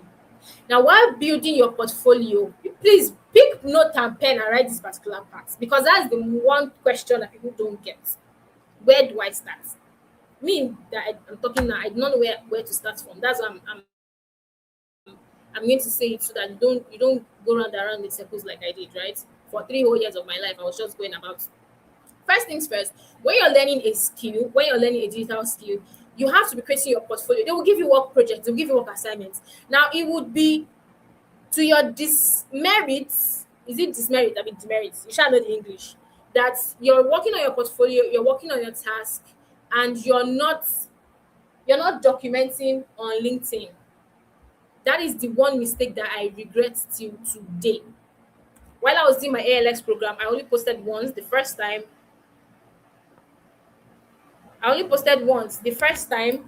when they asked us to talk about the fact that we've gotten the admission, and then I think also during the graduation, that was the only 2 times I posted about my training. Please don't be like me. Post your work. When you're doing it, don't share it from the standpoint of I don't know anything. Say this is what I worked on today. These are the results. These are the kind of things I got. This is what I learned from it. My friend was even doing videos. Like she took it that seriously. All right. Now, when you're done creating your portfolio, you're done with your training program. Even before you finish, you can start cold emailing clients, right? You can start volunteering. If it's volunteering you want to do, you reach out to businesses. So I think some of the mistakes you guys would make is you start gunning for, so you're just starting out. I know that they said shoot high, but you want to see right? So you start with the founder of a company that is just trying to he's trying to find his feet. He doesn't have so much money. He's looking for investors. So if you offer to help him, write proposals or write fundraising emails or handle his calendar so that he will have more time for his business, he'll be very, very happy to have you on board. Okay. Now, when you do that, you already have you've started messaging people. Trust me, if you do it, another thing you should now have, sorry, is consistency. You see that word consistency, you see that word patience. You go wear it like agbada because you can actually do all these things right. But if you don't do it with the intensity that you should do it, I studied microbiology. One of the things that we would always learn is, I think, during pharmaceuticals about drugs. There are certain dosage you need to take for certain kind of um what's it called? Blessing that studied by biochemistry, she'll know this. There are certain dosage you need to take for a particular disease to die off completely, and there's one that you will take that it will not really die, but you will not see it there, but it's not dead, it will come back. My mom will say that there's a way a drop of water will keep dropping on a particular place. The first time, second time, you're not seeing anything. But if that water keeps dropping there every day for 1 year, you are definitely going to see results. So maybe you have emailed in person one, person two, person three, and they're not responding, and you just feel like, this is not working, you give up. That is where a lot of people have this issue. All right. So you need to be able to follow up on your truth. Alex Omozi will say you have to do something for at least 90 days before you complain that it is not working. Once you do it right, not doing the wrong thing, doing the right thing for 90 days before you now say, okay, I have done this and it's not working, you should have done it for 90 days. But between me and you, is there any of us here that have done anything consistently? The only thing I've done for 90 days consistently is my 90-day challenge I did on Instagram. But apart from that, is there anything that you have done to get results, especially these job hunts? Have you sent cold emails every single day for 90 days, engage with recruiters on LinkedIn for 90 days, engage with founders on LinkedIn for 90 days? Have you done all of that for 90 days and you do not have a job? If you're one of such persons, please raise up your hand and I will take you on personally.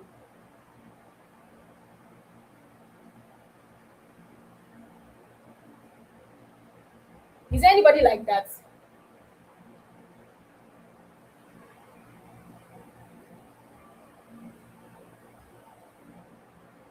There's somebody like that.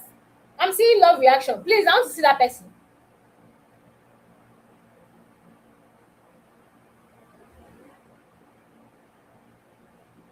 Bless you, you are smiling. Now, be me too, I'm smiling because I want to see who the person that has applied for a job for 90 days straight and the person did not get a job.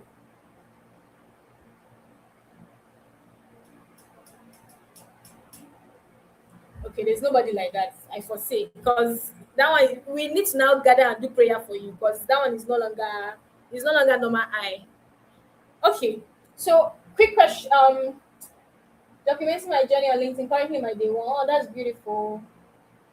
Major questions asked in an interview. So it depends on what role you're applying for, okay? But once it comes to the questions that will never go out of style is the question, let us meet you. Abi, tell me about yourself. The mistake people now make is they now start telling you, oh, when I was small, I used to go to the gym, go to the farm with my mom, we'll do this, do that. That's how I decided I want to be a virtual assistant. And the problem is not talking about your background, it is talking about things that are unrelated.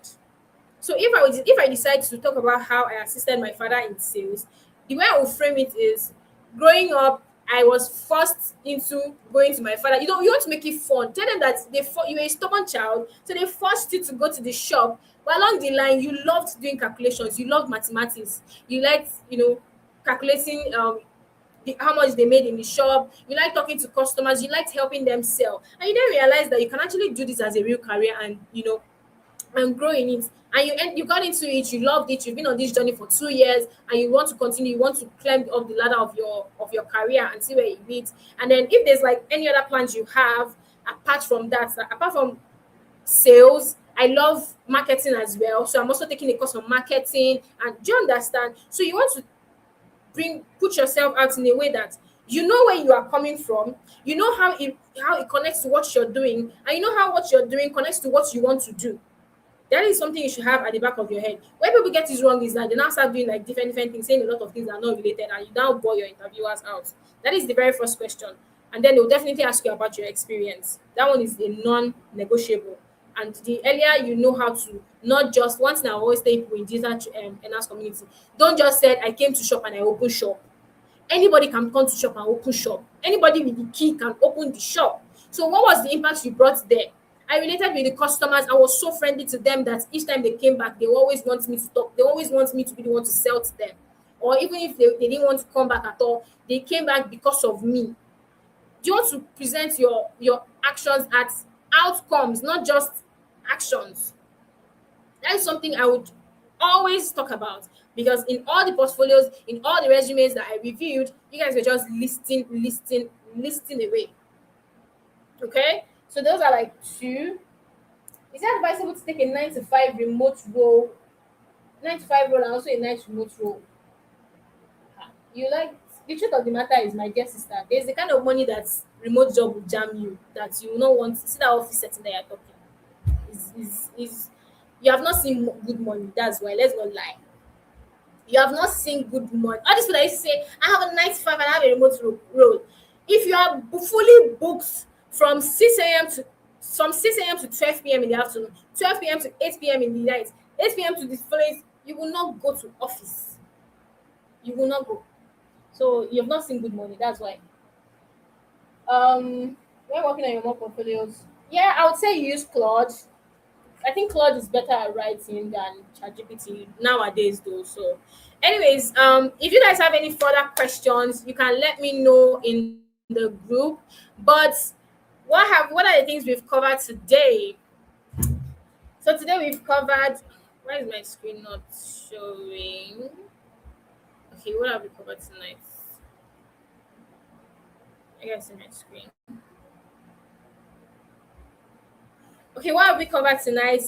We have covered that only your skill cannot get you hired, okay? Every other person, everybody, and more people will still take skills. But the things that will set you apart is how well you're able to communicate what you do, who you do it for, and how you do it. Another thing that will set you apart is your visibility. I had a skill for 2 years, 3 years, and I was not hired by the. You want to work for international. I hope you know that this whole webinar is about international clients. We're not talking about local clients here. So you have never gone outside of Nigeria. You don't even know what Benin Republic looks like, and you are not on LinkedIn. Please, where do you want to be? And how do you want your ideal clients to find you if you're not where they are? So you have to be visible. Okay, I'm somebody that even if I know who sells wig outside my house, if I want to buy wig, I'll first check TikTok. I don't know, I think it's not like an addiction. If I want to buy anything, I have to check online first. And what betide that vendor if they are not online? I will literally pass you, order from Lagos, they will deliver it to my house, and I left you that is outside my house. So you have to be visible. The people that you want to work with, wherever they are, please be there. And in being there, position yourself, right? So um yeah, packaging. I also mentioned packaging. So even if you don't have experience, you don't have to sound like a complete novice. Don't lie, nobody's asking you to lie, but know how to communicate the things that you've done. You can ask ChatGPT for help. I feel like people are sleeping on AI for real though. And then again, there are jobs out there. You just need to do what it takes. I know that yes, in the grand scheme of things, we are all clamoring for the same jobs and all, but every single day, like as I speak to you now, somebody is being hired now. So even if you think, oh, I'm not getting remote jobs, I'm not getting jobs, people are getting jobs that they're even outsourcing. So there are jobs out there. You just need to do what it takes. And everything you've been frustrated with has a solution. So that brings us to the most important part of this webinar. Somebody should come, come, come, come, come.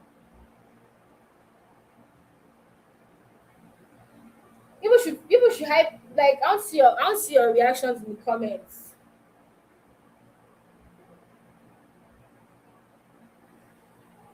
So you know how I said that there was going to be a big there was going to be a big announcement today. So I have gotten a lot of questions. I've gotten a lot of, I can't even count. And one thing that really hurts my heart is when I see people struggling. Like it's a, I don't know if it's a good thing or a bad thing. Like if you cry, give me. I will dash you all my money. I'm that kind of person, right? I don't like to see people go through stuff, especially if it's something that I know I've been through, and I know I have the solution to this problem. I've been doing webinars since last year. I came across one of my webinars from last year, February. If you're on this call, you know that I've been holding webinars, it's not today. But I realized that I've been winning, right?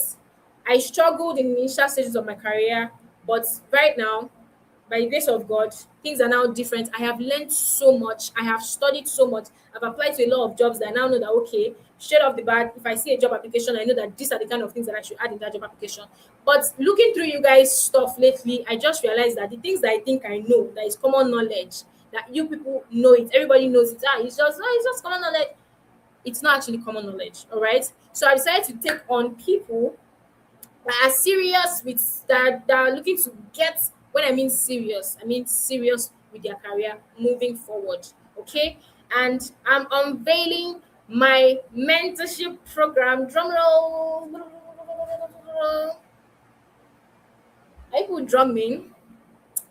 So, the solution to the problem, all the whole problems and everything that we have talked about today, which is called globally booked and paid. So you can see that there's dollars in this thing. We are not doing error here, okay? Now it's a 6 week step by step show you how. We are not just saying, oh, do this, God, like show you how. It's not a course that they will throw you inside program with different other people and nobody cares to know whether as you finish the program you landed a job or not. This one is actively being on your case, right? Nothing held back, meaning that everything that I have learned in the course of this journey, this is my fourth year freelancing. So trust me when I say I've not seen it all by the grace of God. Actually, I've not seen a client that owes me $1,000 or refused to pay me my money. All the clients I've worked with paid me my money, but there's someone out there that has seen clients that did not pay them. So I've not seen it all by the grace of God, but I know enough to tell you that if you do this thing, it's going to work. Those of you in the community, I did not even post someone. Someone else, okay, someone saw me in church today. I was like, hey, I don't know if Tomiwa is on this call. Tomiwa saw me in church. I didn't know him. He's like, he followed me from TikTok and he has implemented the LinkedIn optimization tips that I gave the last time doing I don't know, I think we had like a LinkedIn stuff. And he said he has gotten inbound leads from about 2 people. So I know enough to tell you that if you do this thing, and do it right, it's going to work. So what you're going to get in this program, you're getting the live hands-on system and best strategies to land your first $500 role. Now, bear in mind that this $500 is not even a cap. It's not a when I mean it's not a cap, like you can get more than that, right? But I'm always somebody to under promise and over deliver. But there's no how that you apply this right and you will not get like at least remember we said position. You cannot position yourself anywhere and the client will be pricing you $200. You cannot position yourself anywhere and the client will be pricing you 300. This 500 yourself, let's say it's maybe like part-time, something light, you're not doing so much work. Do you understand?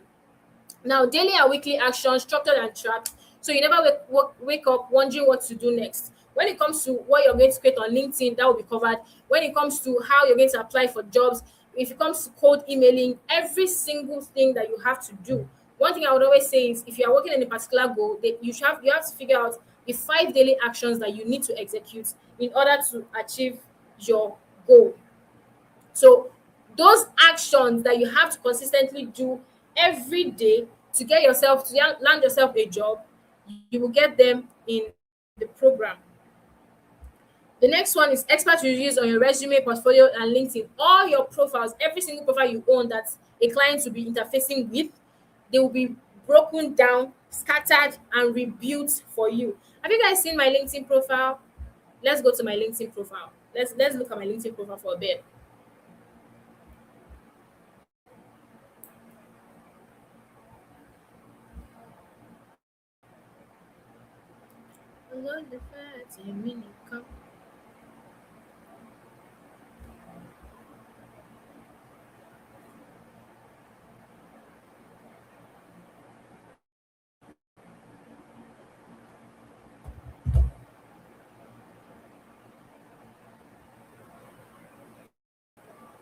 Okay. You should not mind my impressions. I've not been posting for some days. This webinar took coupled with my job and all. So this is my account. When I started creating content, I think I was at less than 1,000 followers. I was at 600 followers in 2024 when I actively started creating content again. But look now, my account is at 21,000 followers. And if you're on LinkedIn, you know that when you celebrate follower counts, if you celebrate 21,000 today, you get 5,000 new followers. You start celebrating, and that's what a lot of people do on LinkedIn to get followers. But the last time I celebrated my follower count was last year March, and it's intentional because I don't want a situation whereby people are following me but they don't even know me or they don't want to know me. You have like 100,000 followers, but when you post, you only be having 100 reactions or no engagements. You get it affects the algorithm. So I decided not to be doing that because I didn't need it. It's not like I'm a social media manager and I want to be selling my account and say, oh, I have over 100,000 followers. I grew my account to 100,000 in 2 days. No, I'm not so keen on that. All right. But this is my LinkedIn profile. This profile has sold me a lot. This is not the profile I used to get my dollar job. It was blue, but I changed it because I wanted to like change my colors. But this is my profile. You can see all my fields are, filled out: education, license and certification, my skills. I have recommendations from people, and they're not even Nigerians. Do you get? So if you're a recruiter and you come to my profile,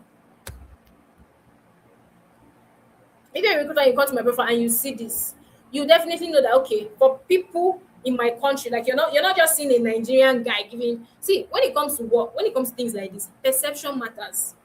If I tell you that, oh, I'm credible, I so good. I think there was a time Vicky James, during her 30th birthday, she had to spotlight some fashion designers. Now, the people she spotlighted, they will tell you that their lives has never remained the same. Why? Because Vicky James legit posted you on her profile, told her entire how many million followers that I this person is good enough that I can wear their dress. So it's one thing for your Nigerian boss to write a recommendation for you, and it's another thing for a white person to write a recommendation for you. Let's not lie to ourselves. The difference, it would be very, very glaring. Do you understand? The difference will be there. There's bias. There is bias. All right. So back to, where's my slide? Okay. A complete roadmap to building a strong professional presence online that brings clients and recruiters to your inbox. So I showed you guys that there were times when I applied for jobs, and there were times in my life when I didn't need to apply for jobs. And if you ask me, you see that one that clients come and meet you, please, I prefer that to other application. They will reject you, they will price you down, all of those things. I prefer inbound leads. So you are going to learn how to create your profile, how to optimize it, how to write, content that would sell, not just content that will say, oh, I'm just posting today, but content that a client will read and see that, yes, this person knows what I am, what, the problem that I have, and they can solve it, right? You learn the value skills that most freelancers ignore, that top earners quietly used to get hired consistently. And then you get weekly review calls, one-on-one interview preparation. So if there's any of you that has an interview, you can get on the call with me, and we trash your interview, whatever. Somebody was asking questions about interviews and all. So if you're applying for a sales role, we'll go over the kind of questions they'll ask you for your sales, this thing. More like I would be interviewing you, and after everything, I would give you pointers on, what to do and all. So that is, and this, bringing this over to like the full program schedule. So I will also show you the hidden places to find low competition jobs, and how to spot opportunities everywhere, anywhere, even if a job is not listed. A lot of you know that a lot of you think the only place you can find jobs is on LinkedIn, on Upwork. There are clients that are actively looking for employees, they're actively looking for virtual assistants, actively looking for somebody to help with their LinkedIn profile management. I go to a lot of company pages, and their company pages are trashy. If you're wise, you already know that this client needs this company needs a social media manager, even if they don't put it out there. And if you go and sell it to them that I came across your page and I'm not seeing any single post, and this is what you're leaving so much money on the table with your customers on LinkedIn, not knowing that you exist. You sell yourself very well. They didn't put out the application, but you spotted an opportunity, and you will get the job if you do play your cards right. So these are the things I'll teach you. I also show you how ATS works. For those of you that apply to jobs with your CV, you don't know how ATS works, that even before a human being gets to see your resume, it doesn't pass, because you do not include some kind of keywords. We are going to do that during the program, right? Best strategy is to take the code out of your email, and the most powerful weapon to get anybody to respond to your emails, literally. So I sent a cold email to the founder of Seller. If you know Seller, the seller that people used to use to buy courses and all, I sent him a cold email, and I got a response from him. I sent him a cold email on a Friday. No, Friday evening, and he responded on a Saturday morning. That email, if I could frame it, I'm going to frame it. Do you get? I've also gotten responses from founders of different companies, and one of them was even like, he was angry. One of them was angry that I sent a message to his personal email, and he's like, no, that he doesn't like the fact that I emailed him privately, but because of my efforts, he was going to introduce me to someone on their team. So a lot of things happen in the course of the interview and all, but this goes on to show you that there are opportunities when you cold email people. So I'm going to teach you the powerful strategies that you can use in your email If you were in the group chat when someone dropped her email that she used my templates to write, and the fact that she got a job of big money, I'm not going to say the money, but the money is actually more than $500, just so you know. Do you understand? So in case you've been writing cold emails and your emails are getting ignored, sorry. The content strategy for high converting content build around the problems keeping your clients up at night. So you're going to learn how to create content not just for the duration of the program, but even after the program. I'm talking prompts where you can find content. Do you know that you can find content ideas on Reddit? Like when I mean Reddit, you're not just going to Google to go and search, give me 20 topics on this. Like you're going to see where these conversations are happening. You're pulling out questions from content ideas from there, and when you're writing, your client is reading, they're like, I have this problem and I want this fixed as soon as possible. You're going to learn that. Yeah, live application war room. So we have application calls. Like, did you guys attend the job hunt job application demo from the last time? We're going to do job application demos. We write proposals live on the call, and this time around I'll be working with one of these applications, or even my application. The last one I did not really want to apply for that job, but I'm going to show you guys for jobs that I really want to apply for. These are the things that I do. These are the details I pay attention to. I'll show you how to research the hell out of any company. That you'll be like the 1% of people that would see that particular piece of information. Yes, I have eyes like that. Um, yeah, one-on-one interview. So you start blabbing and start commanding the rooms. Secret to staying memorable, winning the hearts of your recruiters. How to negotiate your first international salary without looking stupid. A lot of people do not know how to negotiate. The client is telling you $200. You're like, okay, no. You tell the client $500 and they tell you 150, and you say accepted. You will know that TikTok sound. What do you have? A car, 3 million naira, and it's accepted. The client to tell you they have $150 accepted. So I'm going to teach you how to negotiate for your first international salary, how to scale your rate to four-figure dollars. I'm personally a four-figure dollar earner. I raise my hand and say it, please. We don't do three-figure anymore by the grace of God. Thank God.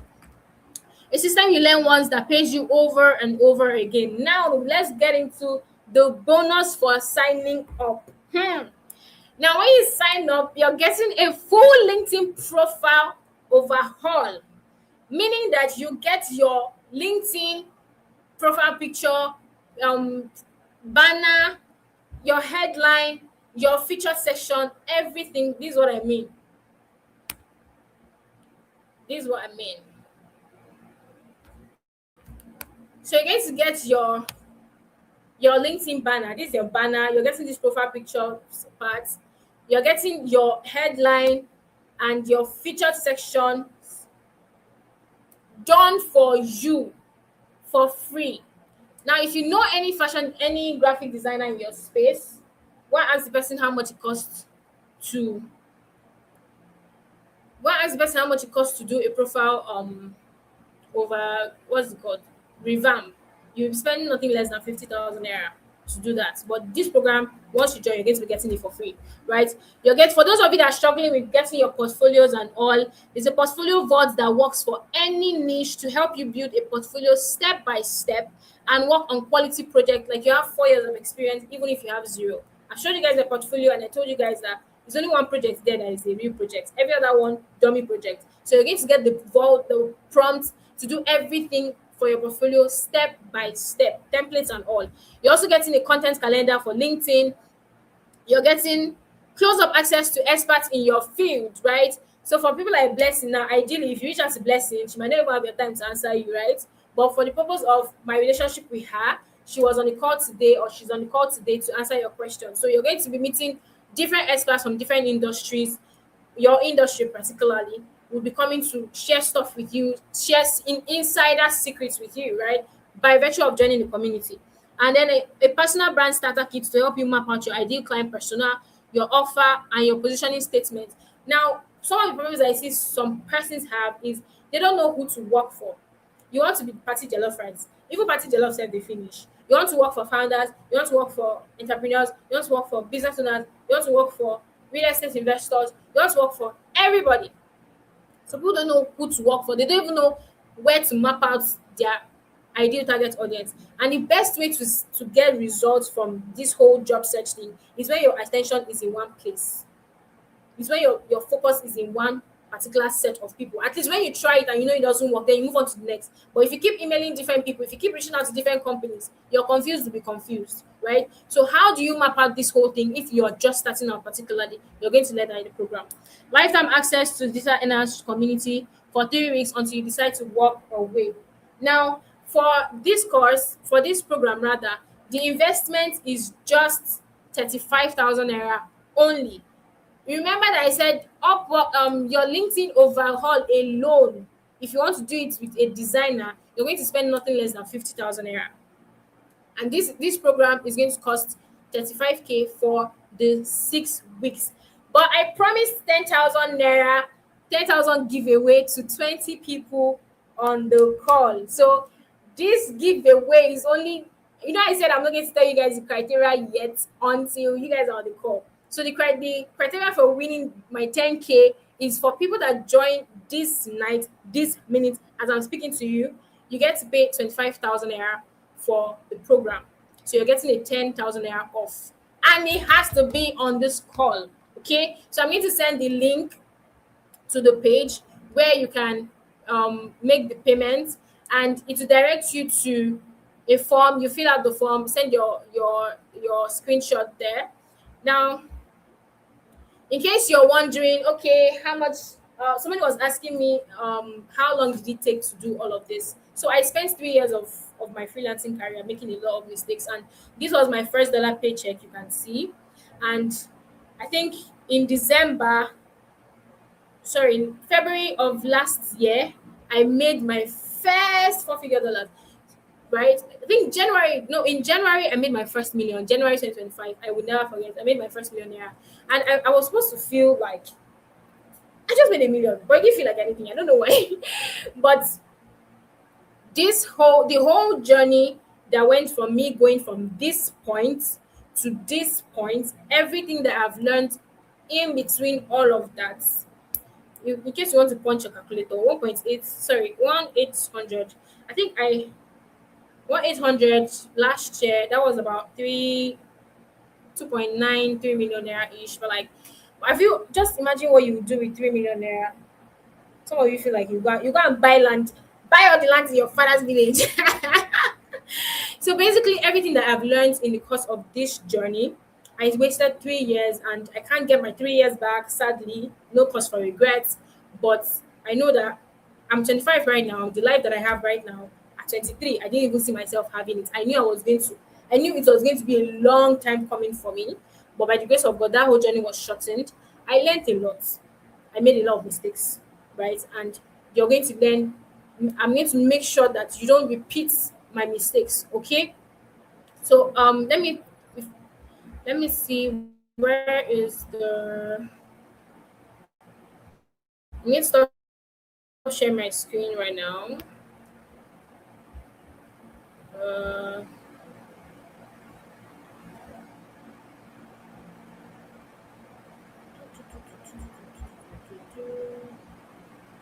okay, so let me see. Oh my god. Mm,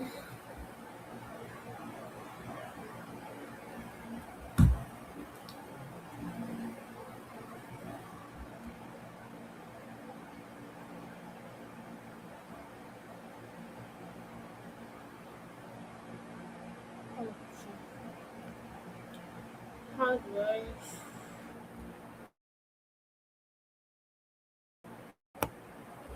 Give me a second.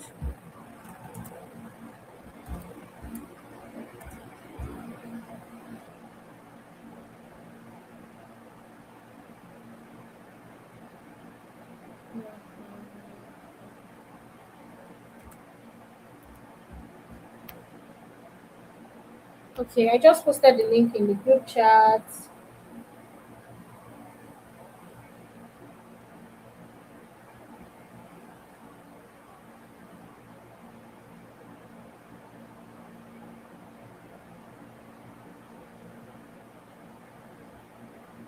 Okay, guys. So I just posted the link in the group chat, and for the like I said, for the first 20 people that'll be joining on this call, like my this offer, this 25K offer is off as soon as this call ends. Right? I'm not bringing it back. Nobody should beg me.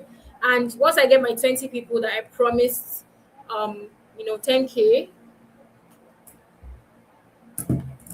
it goes back to 35,000 naira. Now I promised again because I like to keep my promise. So I promised that anybody that participates in our task, the winner is going to get a very, very big gift from me.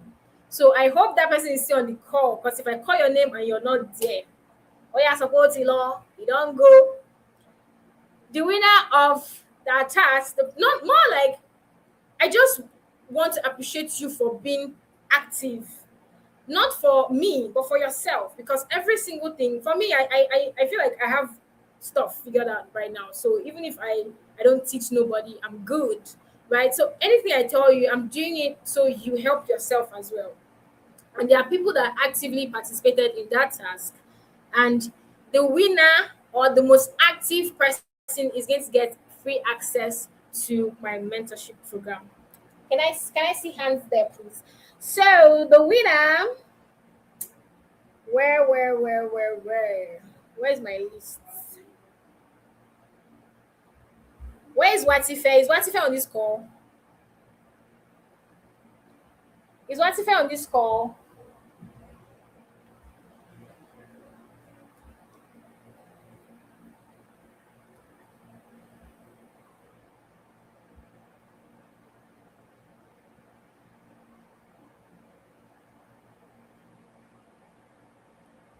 Watife is not on this call. Watife, you have 5 seconds to answer your father's name. One,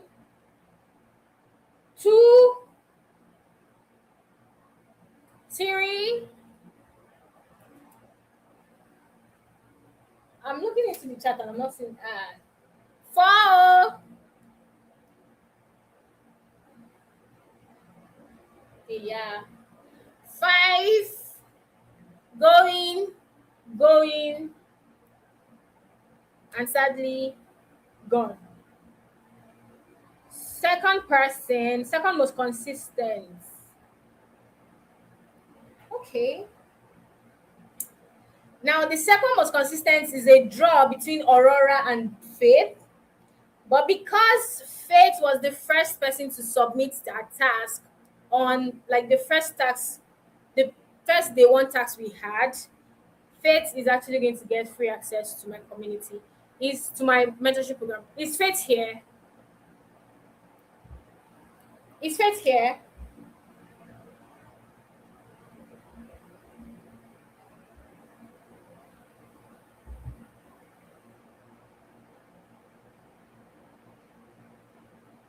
She, I'm not the only person talking to myself.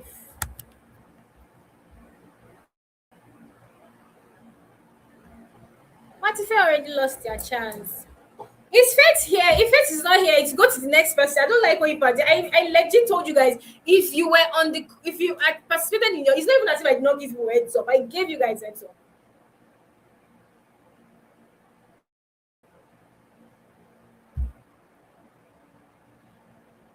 If you should go and tag them, no need to tag anybody because I literally